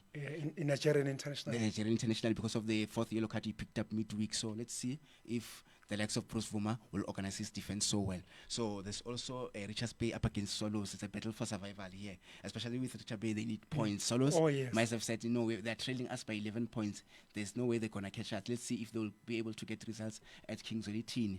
Maybe that low block might have helped them, but let's see, because Vilakazi is currently under pressure. He's playing at home, hasn't been winning matches. I think it's his 6th loss on the trot, and he's out of the Nedbank Cup as well, so it's not looking good. And then Stellenbosch will host Skun United. I'm interested in this one. Number 2 versus number 3. So, and you look at Stellenbosch, they've just defeated Kaizer Chiefs. So Skun United last week defeated Orlando Pirates. So they played 2-2 draw midweek as well. They scored a 2-1 lead as well against Cape Town City. So it's going to be a lovely game. And when I looked into what it reminded me of last season, how they played in the Nedbank Cup semi-finals, where it was a draw after extra time and Skun United won on penalties. So I'm interested in that game. 5 o'clock kickoff. And to the listeners again, matches are no longer kicking off at 3:30. It's 3 o'clock due to the season, as we are approaching winter season. It's no longer that hot. So in the other fixtures, Orlando Pirates will host Golden Arrows at 5:30. So they're playing Steve Kompela. So I think they'll be looking to collect a victory, because they haven't done well in the last 2 matches. They lost against Kukuni and the draw against Solos. Steve Kompela will be saying, I've collected 7 points out of 9 points. That's good results. And some of the matches he was won away from home, the Polokwane 2-1. So Orlando Pirates, they're playing at Orlando. So let's see if they will be able to get the results. So the only problem with Orlando Pirates is lack of consistency. That has been their major concern. But if you look at in terms of cup competitions, cup-wise, they're able to win trophies like MTN 8 and Nedbank Cup. So Jose Reviro must work on that going forward. So also SuperSport United will host TS Galaxy at 8 o'clock. So let's see, because last season I remember in the first round, in fact, at Mbombela, SuperSport United won 3-2. So it was just a tough match, and currently TS Galaxy are on form. SuperSport United are dropping points. They're playing so many draws. So let's see if they will be able to avenge that defeat coming into tonight's encounter. Then tomorrow there are 2 matches taking place. Amazulu will visit Cape Town City. So both of them, they are yet to get victories this current 2024. So Pablo Martin is under pressure. Eric Tintler is under pressure. Let's see if they will be able to get points. He's very defensive, as we've spoken. So you are Jaden Adam, you are Kanyisama, you must come to the party. So the other game is Royal AM against Polokwane City. Hopefully, I think the game is taking place at Herikwana. Question is, will John Matuka suffer that defeat on the trot? He needs to pick up his defense, because the goalkeeper there's been conceding goals is Patrick Nyame. He must organize his defense at the back. So we've got Sedin George, who are doing well. Kabalo Matlasela. They must just make sure that they get goals, because when they played Cape Town City, I remember very well winning 2-0. They were impressive, but currently things are not going well.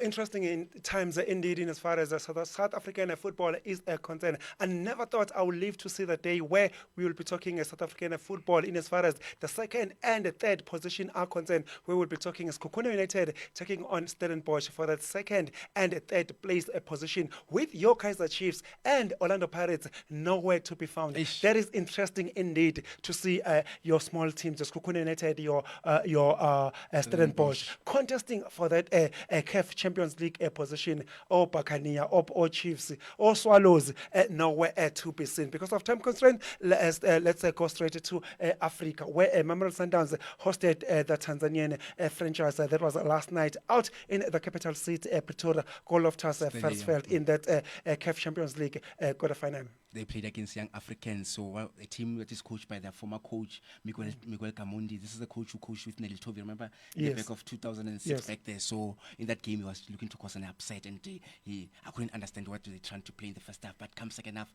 they tried to launch some few attacks. I think that 4 clear-cut chances that they could have converted, but it wasn't to be. But the goalkeeper, was so impressed with the goalkeeper, Diarra, when he in the likes of Tembinkosi Lodge.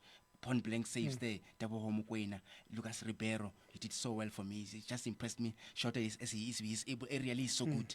So I think on the day they were let down by not converting their goal, although there was a controversy with regard to the ball having crossed the line, ball having not crossed the line, VAR coming into the picture as well. So I think they were just unlucky by that, and the coach was just disappointed. He was so upset. He was not even interested with the media as they were trying to ask questions regarding the outcome of that match. So he said, no, I'm not interested in questions. I'm not going to take questions. I remember one of the journalists, they were saying, had luck about the I don't say had luck, I was robbed. You say Young Africans coach, he said he was a rob that follows that thunderous shot by their player that is Aziz Ki. So there was the big discussion. That discussion also continued on social media. The VAR was brought to the equation, but the VAR had other ideas, said that goal was not, did not cross the line. What's your take on that goal? I heard you saying that they said they were robbed. What does Motiba Beta say in as far as that controversial goal is concerned? I saw a goal, but then when it hits the crossbar, it changes a bit of a direction to come a bit nearer next to the line. So for me, it was a goal, but then, VAR is VAR. But I was so surprised as to why the referee did not go and to check the monitor there. So at the very same time, they also protesting about the incident of Jevan Nunga being elbowed by one of the... In the 18 area box. There should have been a penalty. It should have been a penalty as well there. So the referee was so questionable because he didn't also go and consult check the monitor, the VAR monitor. So it was a tricky situation, but I think he had a good game as well, despite the 2 mistakes. VAR or no VAR, Mamelodi Sundowns, they are marching all the way to the semi-finals. Most definitely. So they'll await the winner between Esperance and is it Asec Mimosa? Asec Mimosa, yes. So it's going to be interesting indeed that home will Mamelodi Sundowns take on in as far as semi-finals are concerned. Will it be Asec Mimosa or Esperance? And by the way, there's also Al Ahly, and they will be playing with Athletics in the semi-finals.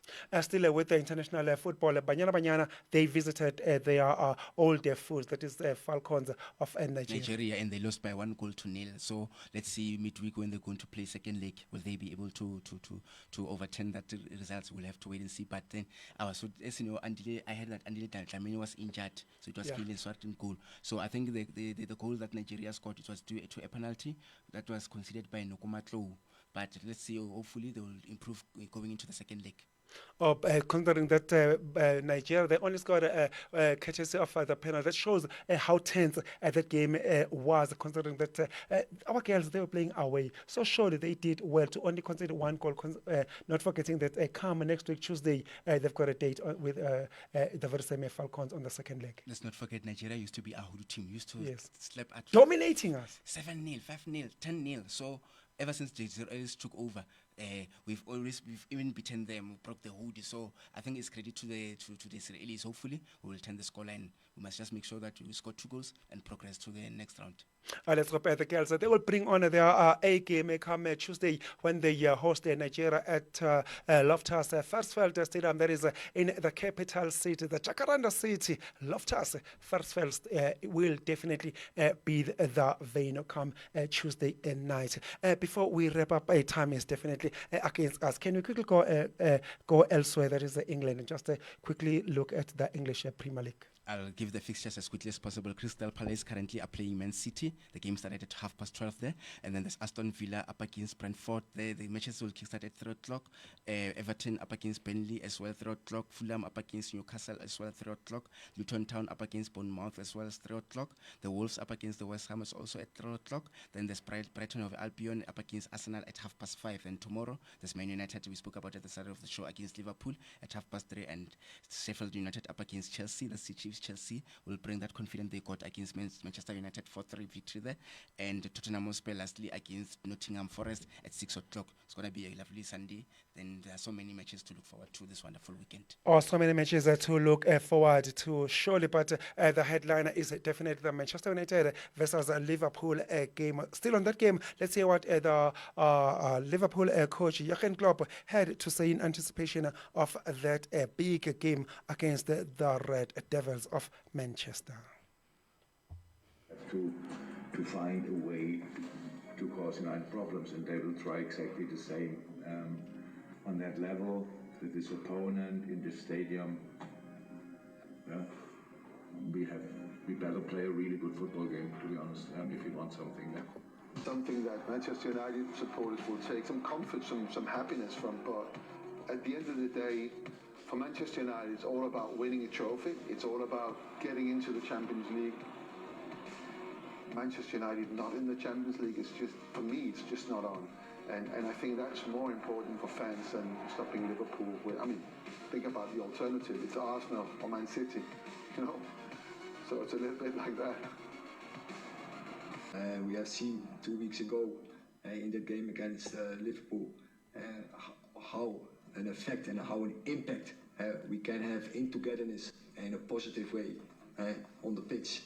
And yeah, we're going for that, again, positive mood on Old Trafford on Sunday. United's favour, but that's not how these games are going. Manchester United, Liverpool, it's always unpredictable. Both teams are going to go out a little bit cautious because of what happened in the cup game and the craziness of that game and how goals were conceded and how goals were scored, of course. I think going to look at what can we get out of this game realistically. Are they going to be happy with a point each? I'm not sure about that. That FA Cup game, it's a warning to both managers of what can happen if they just took caution to the wind. So I don't think that's going to happen, but we have to wait and see.